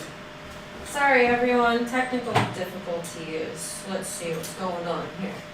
Did we lose power? Did we lose power, Chef? I can't see. Now's a good place for everyone to pause. Get yourself a glass of wine. No, we have power. Huh. Plugged in. Sorry, everyone. Just trying to figure out what happened to Cam 1. We're back. We're back, everyone. Technical difficulties. I Just don't know. kidding. It all worked out. Yeah, we're good. Hi, welcome. So, we're good. We have our dough, like I was saying. We're working on wood. I like working on wood. It's naturally non-stick for pasta dough. If you're working on a countertop, something sealed, like marble or tile or stainless, you're going to have a much harder time pressing and sealing into that because things are going to stick. The dough is going to stick to it. It just happens. Wood is porous and naturally kind of has these micro abrasions that are going to prevent the dough from sticking. All those sealed surfaces do not. So a good kind of thing you could do is work on a cutting board for shaping your pasta, because a cutting board is usually made of wood or it's porous and kind of has those abrasions. That's going to stop things from sticking. If you don't have that option, that's okay. Just keep in mind, you might need a little bit of extra flour down underneath to stop things from sticking. We have our piece of dough. Now we need to decide what sort of shape we want to make out of this. We could go either starting from a square or starting from a circle, but essentially two different versions of a tortelloni, being a larger tortellini. So I will do some of each, because I have cookie cutters, so I can go circle, and I have the square cutter, so I can go square. So I'm just going to go right down the middle, kind of trim off my ends. You could save these or cook them up as chef snacks. Totally acceptable. Then we're going to cut this direction to give us nice even squares. I'll eat those later, Chef. Don't worry. If you can't get a nice even square and you end up with a rectangle, you're just going to kind of have an obtuse shaped piece of pasta, but that's totally fine. So we have our squares, we have our filling. We're going to open up the tip of our piping bag. You could go, I usually err on the side of trying to leave this a little smaller than I think I might need to, because you could always snip it a little bigger, but don't prematurely make it too big or it becomes much harder to deal with. So now with our filling, we have our squares. And so the size of these squares, totally arbitrary and just relevant to the amount of filling and the size shape you're going to get. But for the sake of the demonstration, we're looking at 3 1/4 inch by 3 1/4 inch. So that's the size square I'm going with. I wouldn't go smaller than like a 2 1/2 inch square. It becomes just hard to work that small unless you're very good at what you're doing. And also, if you go much bigger than about 3 1/2 inch by 3 1/2 inch, you have a very big square. And it becomes very hard to shape pasta with. So I find like this like 2 1/2 to 3 1/2 inch range is a real nice area. That was Bill's question. Sizing, right? There you go. Perfect. I beat you to it, Bill. Or maybe there was a delay. That was like the same time. Same exact time. Yeah. So now we're going to go filling right into the center. The amount of filling is always just a ratio to the size of your pasta. Here's a question. Yes. Eliana wants to know any tips if you don't have a cutter knife. So if you don't have a roller or a cutter knife, you can use a regular knife. Like a kitchen knife works really well. You're able to just kind of cut right down the pasta. Maybe you have a pizza cutter or a pizza roller, something like really big, like this would totally work as well, which you could cut and roll with. If you don't have either of those, I'm sure you have some sort of knife in your kitchen, which is going to work well. And in order to get like your sizing right, you're just going to have to eyeball it. And depending on how like perfect you want to be, you could get out a ruler or an edge of like a cardboard box that's clean or something like that. You could use the edge of a sheet tray if you need to cut a long straight line. You could always like fold the dough in half too if you want a straight line. So like I'll show you on the next round what I mean by that, by folding it in half to get a nice even line. Like a paper. But yeah, kind of like a piece of paper. You fold a piece of paper, you make a crease, you unfold it, you'll have that crease in there, and then that way you're able to use that as your guide. So we have our filling in there. I'm going about the size of a quarter by about 4 quarters stacked up to give you a frame of reference there. If I had a larger piece of dough, maybe I'd go a little more filling. If I have a smaller piece of dough, I'd go a little less filling. It's all relative. Then I'm going to come in with my water spray bottle. One of the most common questions I get is my favorite tool for pasta making. It's not this, it's not this. it's this. A mister bottle with just water in it, because now I'm able to gently mist and add water to the dough evenly over the surface, spraying up in the air, allowing the water to come down over the dough easily and effortlessly. And now there's a tiny bit of tackiness, so the dough will stick to itself. Don't ever use egg wash.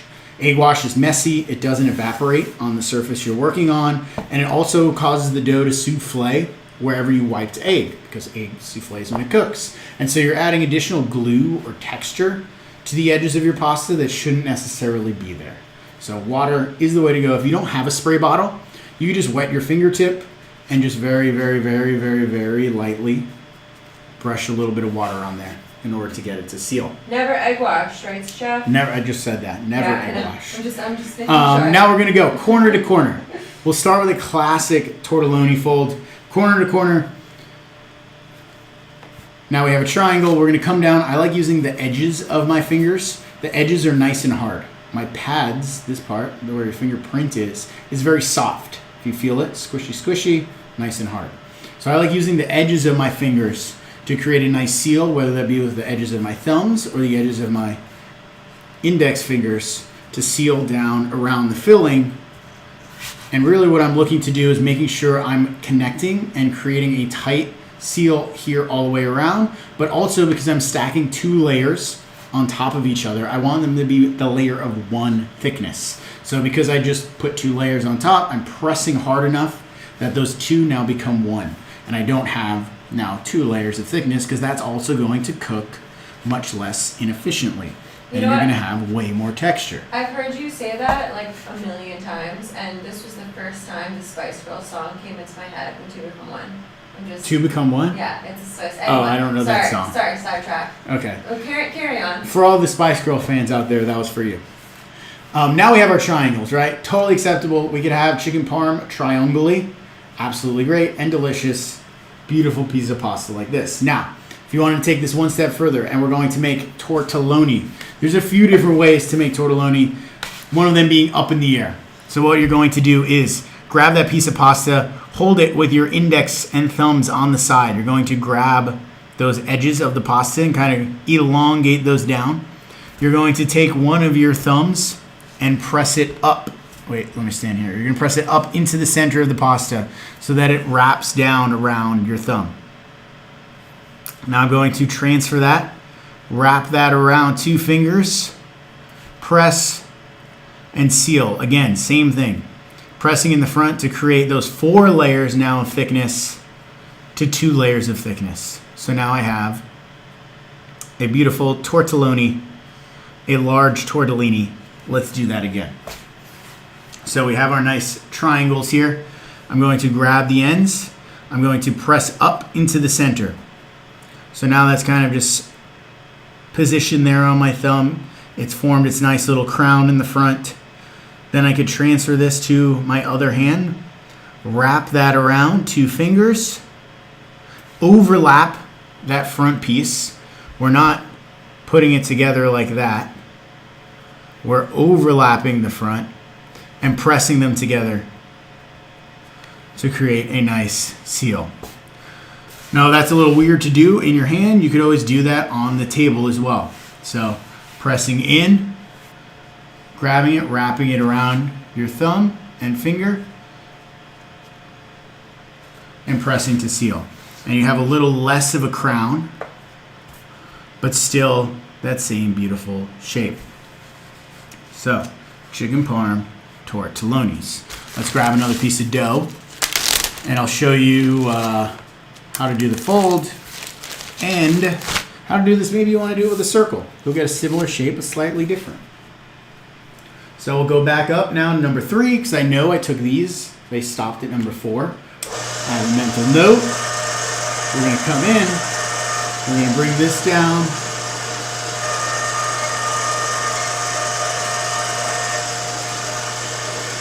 We're going to come down to number 1 now.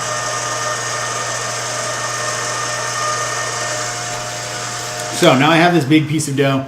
Let's go back to, I don't remember who asked the question, but helping guide how to cut this or make things even. If you wanted to just give yourself a little bit of a guideline, you could fold it unfold it, and you can see this tiny line kind of guiding yourself right down the whole sheet. So now you could cut that off, you could split the dough in half, you could give yourself nice little, and all you have to do then is eyeball your square in the other direction. Kind of a great little option if you don't have a spaced out cutter. Now I'm going to use these cookie cutters to be able to make a circle tortelloni, similar but different.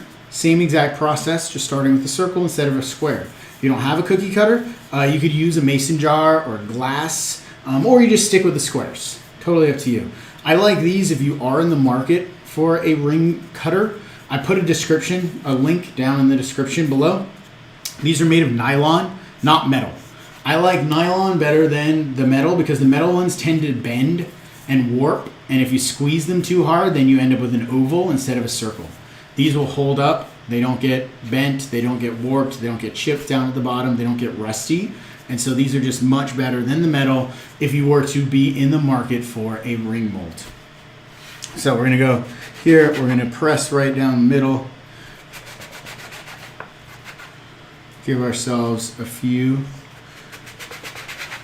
tortelloni here.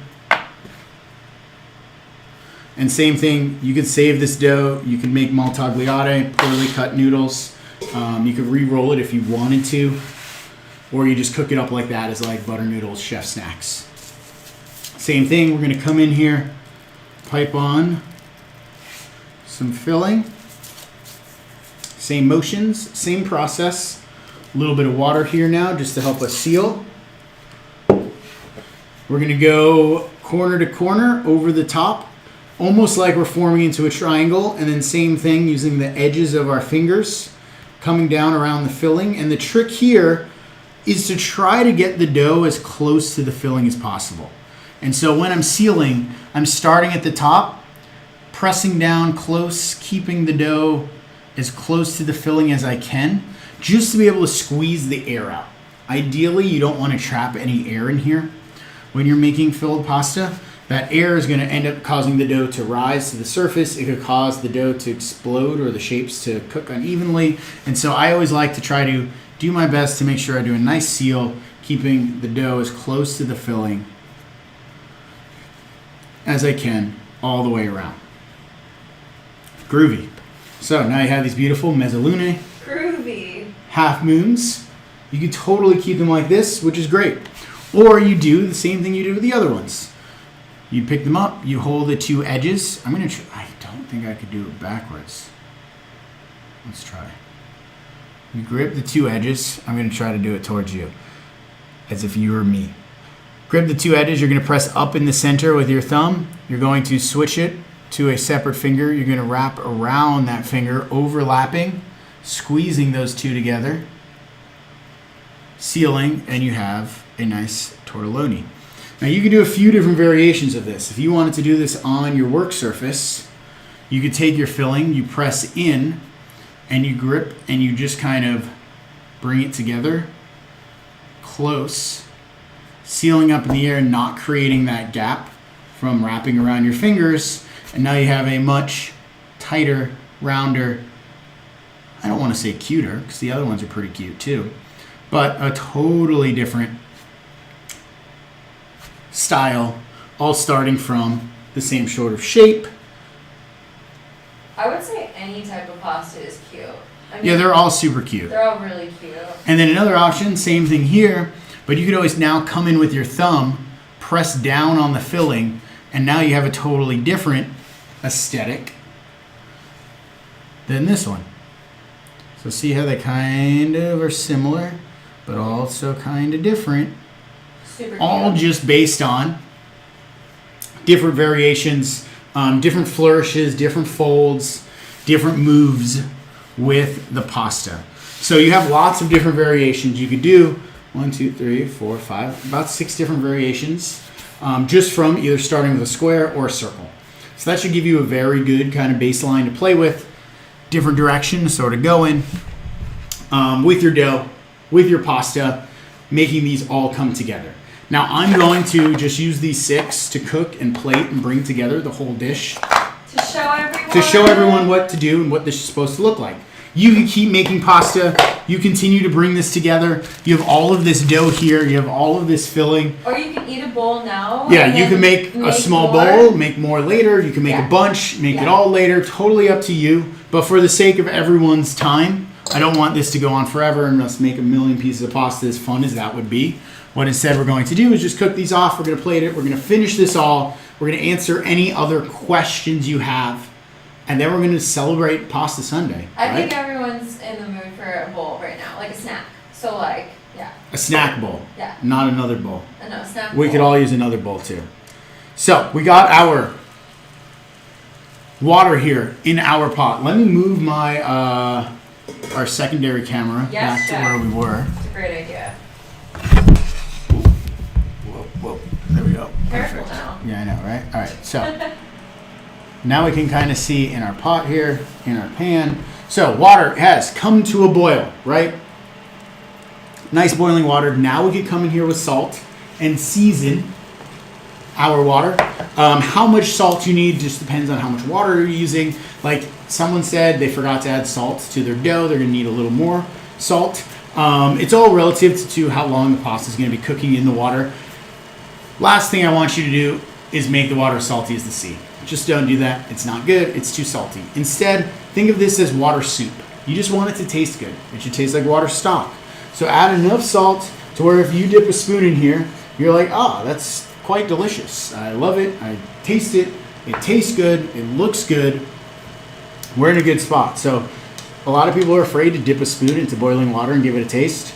But actually, the spoon gets hotter than the water does. So if you just suck the water off of the spoon, you're in a much better position than if you lick the spoon, because that's going to be very hot. Yes? We have a question from Cassandra. If not ready to cook, how do I rest it until cooking? Oh, great question, Cassandra. Or Cassandra. I don't know. Sorry. Either way, Cassandra. What you would do, if you have a wooden surface, pasta can sit on wood almost indefinitely. The wood's going to suck up any additional moisture, and it's going to make it so it doesn't stick. Now, assuming you don't have a wood surface, you could transfer this to a tray dusted with semolina flour and stick it into the fridge, uncovered. That's going to give you at least until tonight to cook these. There's a chance, depending on the humidity of your fridge and how wet your dough was, that they'll start to get sticky by tomorrow. If you want to stick them in your freezer to kind of prolong that or protect yourself from that, if you know you're not going to eat them today, I'd recommend it. I don't love freezing pasta, but it's totally something you could do, especially if you're at home. Also keep in mind, if you freeze your pasta, you run the risk of it cracking or blowing open. So if you ever run into that problem, it's probably because you're freezing it. But also, you could also, depending on, if it's not very humid or not very hot in your house, you could leave these out at room temperature. But they're, think of them almost as like little babies, little children. You would never leave a child unattended forever, right? Maybe you could put them on the side, but you got to watch them. So whether they're in the fridge, whether they're on the countertop, come and check on them. Make sure they're not getting sticky on the surface. Make sure they're not sticking to whatever they're sitting on, and move them around, adjust. Maybe they need a little more semolina. Maybe they need to sit somewhere else in your kitchen. Maybe they can be under a fan. They like fans. And so any of those things kind of help and adjust and change depending on how long and the temperature and the environment that you're holding them in. Really good question. Any tips? You don't have a cutter? Okay, good. No other questions there. We're going to drop these into the water. I'm going to step, as soon as these go into the water, I realized the one thing I didn't grab was a plate, so I'm going to grab a plate real quick. These will go into the water. Those are going down. I'm so excited for pasta.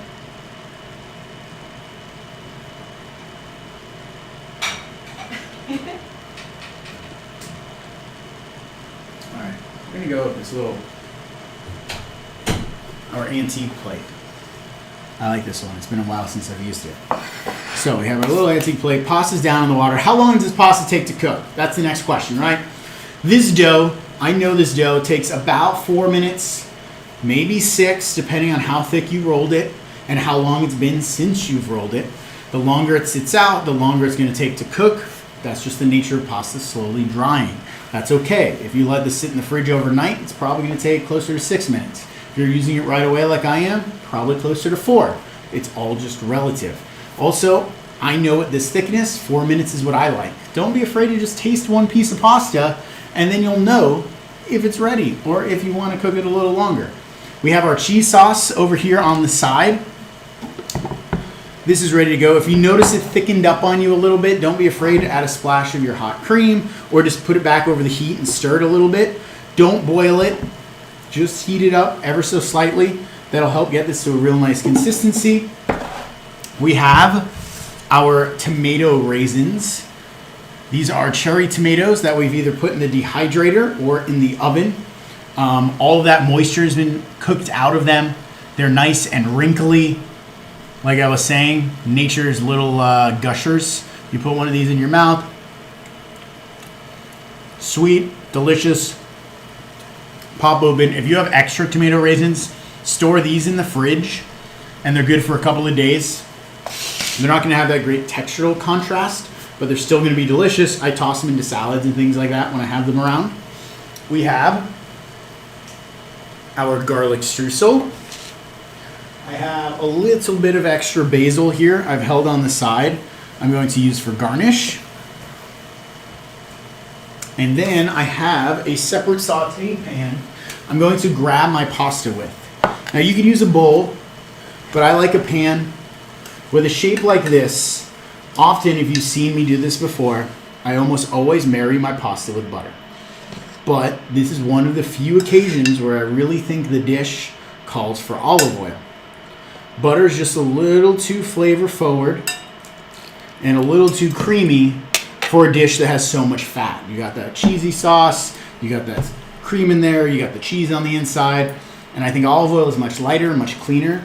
It just kind of helps balance everything out and glaze this nicely. So that and like with chicken parm, if you're eating chicken parm, you wouldn't have butter. No. Right? It'd be oil. Yeah. So I have a tiny bit of pasta water here. Oh, we have one question. In my pan, yes. Jennifer said for the tomatoes, you said to cook in the oven with a fan. Can you make, if the oven does not have a fan, any difference? The tomato raisins. Tomato raisins. Oh, so I like the oven with the fan because it moves air around and cooks things more evenly. The only difference being if you don't have a fan, it's going to take longer and you might have to rotate the tomatoes because there'll be hotter spots in your oven than with a fan that keeps the air moving around. The air moves around quickly, things happen faster. If you don't have a fan, it's just going to take a little longer. Otherwise, it's just about the same. I always make mine in a dehydrator, but occasionally I'll make them in the oven just when my dehydrator is not around or I'm not using it, so I know it works well in an oven. I just did that when I was in New Jersey, and they came out lusciously. Luscious. So we have our pasta here in our saute pan. We're going to give them a little drizzle of olive oil.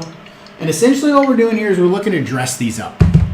So our pasta water should be seasoned, so there should be a nice bit of salt here. We don't need to add salt, although you could always taste this and add a little pinch if needed.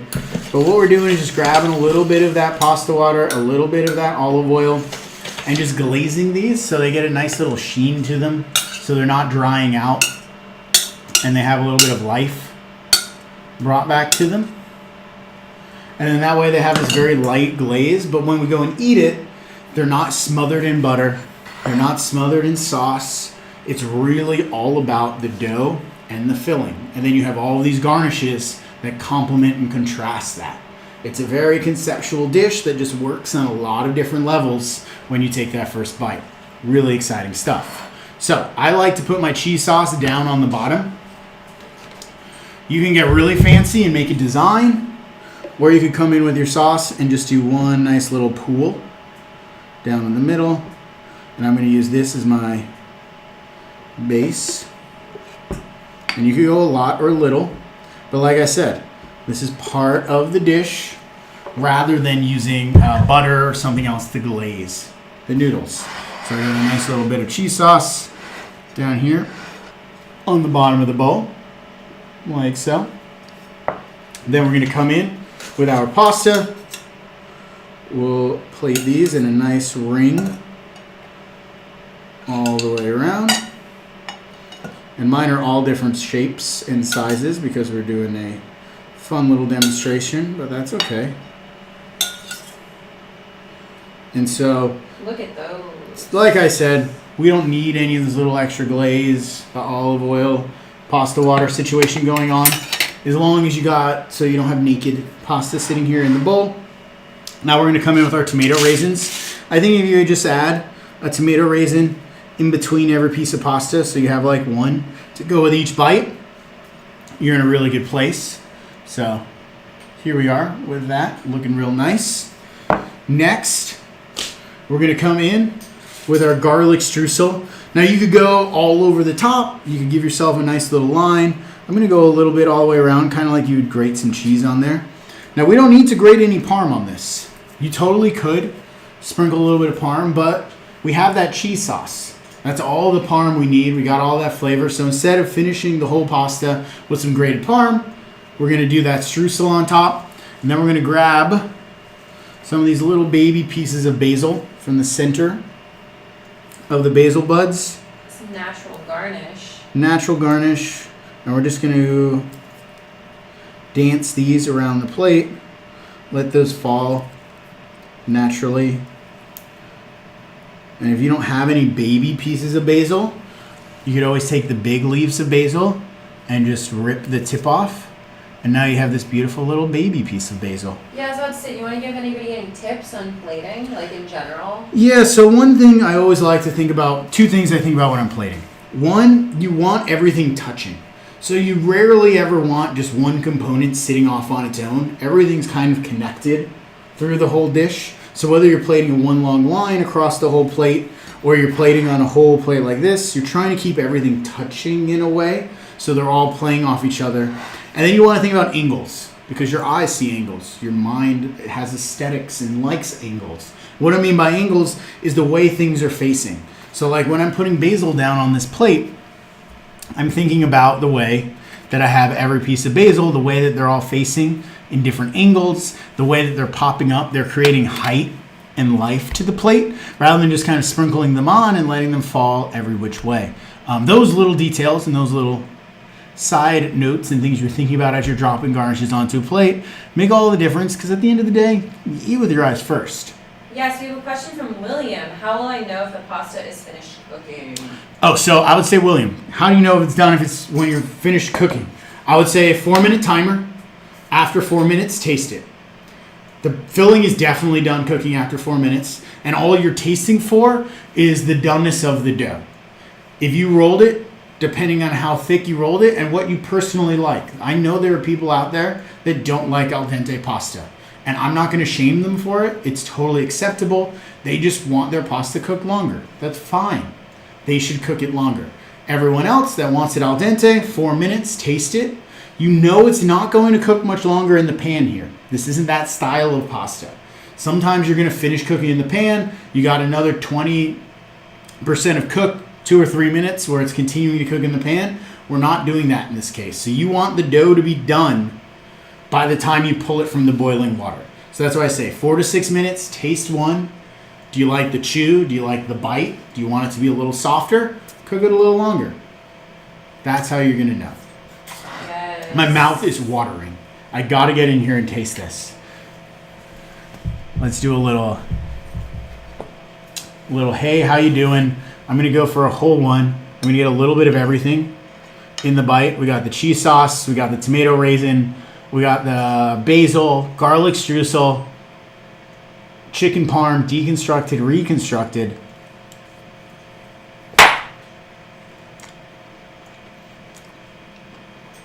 Oh man, it's happiness is what it is.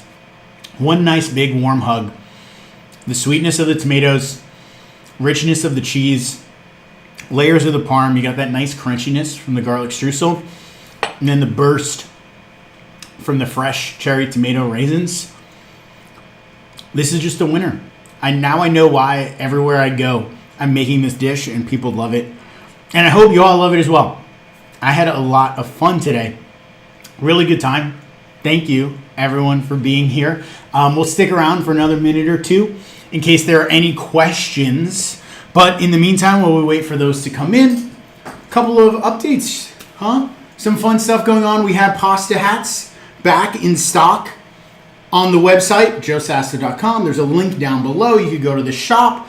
All different hats available on there, different colors and styles. Additionally, this Sunday, I know normally we don't do classes this close back to back, but we're not making pasta, we're making dessert. One of my favorite desserts, we're using corn as the ingredient. We're doing like a corn molten lava cake, something I've been dreaming about and testing for years and years. Finally, this year, it happened. I got it to work. It's at a point where it's replicable. I'm super excited about it. So we're doing that with a caramelized milk crumble rumble, preserved strawberries. You could really use any berries, but we're summertime. We're using strawberries. And so if you've never had corn for dessert, this is the time to do it. Corn is in full swing. It's in season. Sign up for that through the Chef's Feed link. Bella. Yes, we have one question from Cassandra. Sorry I missed it. Did you add pasta water to the pan with olive oil? Yes, Cassandra, a splash of pasta water here to the pan. Not a lot, because like I said, we're not cooking it down in the pasta water like you normally do. It's just to help lacquer and glaze so we don't have naked noodles going to the plate, and to kind of keep that heat going through the entire pasta. Any word on the fluted cutters? John, great question. We're still having production issues with getting the fluted cutters from Italy. As of right now, no one in the US is able to make them due to everyone making rocket ship parts for Elon Musk. I'm working with, there's like 2 companies in Italy that actually make them, not a lot. It's a very specialized machine, and due to COVID and shipping and production and everything going on, there's just still a delay on that. I'm just as upset about it, probably more upset about it than you are, but thank you for supporting that. You will know, if you're on the mailing list, you will know the moment we have fluted cutters available. Yeah. What else? Had a great, awesome. Thank you. Awesome. I had a really good time. If there are no other questions, shout out to everyone for being here. Shout out to everyone watching this on demand. Couldn't do this without all of you. Thank you so much. We do have a couple classes happening as well. Correct? The delivery kits. Yes. Yes. So we got Sunday. We have those classes, that class, dessert. Something new, very exciting. If you're still here, this is for you. Ingredient kits, everything you need, pre-measured, portioned, coming directly to your door, and a cocktail for everyone to enjoy during the entire cooking class. I'm working with a group called Truffle Shuffle. Maybe you saw them on Shark Tank. Mark Cuban is now part of their company. And so I'm working with them. Ingredient kits, we're not doing it through Chef's Feed, but a different link, different ticketing, purchasing platform. If you get my emails, you'll see the links to sign up for both of those there. We're doing a meatball cavatelli class, and we're doing a pumpkin spice gnocchi class. 2 different options upcoming in the next months. I'm very excited for it because ingredients coming right to you, I think, is something everybody's been asking for, and now we can finally do that. Hooray! So sign up for the email list with all those details. Yes. If you're not on my Make email sure you list, do that. joesasto.com, there should be a little pop-up that happens in the bottom corner. Put in your email, you're on the list, you'll get all of these wonderful links, announcements, and updates. And Neil would like to know, what brand of pasta roller do you have, Chef? Oh, Neil, that's a great question. So these are Sasto tools by Doghouse Forge. Doghouse Forge is a smith down in Florida, so he makes these all by hand, and they come with all a variety of different wooden handles, different sizes, different pizza pasta cutters, and the idea being eventually we'll have all different style attachments and heads that you could then easily swap and screw and switch on to your different rollers and your different cutters all down the road. So if you follow me on Instagram, if you're on the mailing list, you'll see the announcements for when these become available. Usually around once a month or every other month, we'll do a big release, sell all of the units that we have, and then rebuild them all up, and then they go again. In addition to those, we also have the different dough scrapers. Same thing, all different wood, different designs, different styles. But, you know, if you're a fan of the mustache like I am, they're really nice tools that you can't find anywhere else. So I'm trying to create something and build something and bring something to people that you otherwise wouldn't have access to. And so they're really nice quality, they're really special tools, and something that we've been working on for a very, very long time. Yay! Other than that, Thanks, everyone. thank you, everyone. I had a blast. Again, thank you to you. I hope you enjoyed this. Don't forget to tag me on Instagram. I want to see everybody making this. And the last but not least thing, if you run into any problems here or you have any cooking related questions in the future, send me a message on Instagram, slide into the DMs, but use the taco emoji in the first line of your message so that way I could see it. That's our little secret form of communication. That allows me to know that you've taken this class with me and you're not just some person sending me a message on Instagram. And then that way I can take the time to respond to you, to answer your question as if you're here watching this live in the chat room. So that's my little note to you. The chef's kiss. Thank you, everyone. Thank you, Bella. Thank you. And until next time, eat pasta, make love. EPML. Bye, everyone. Have a happy Sunday.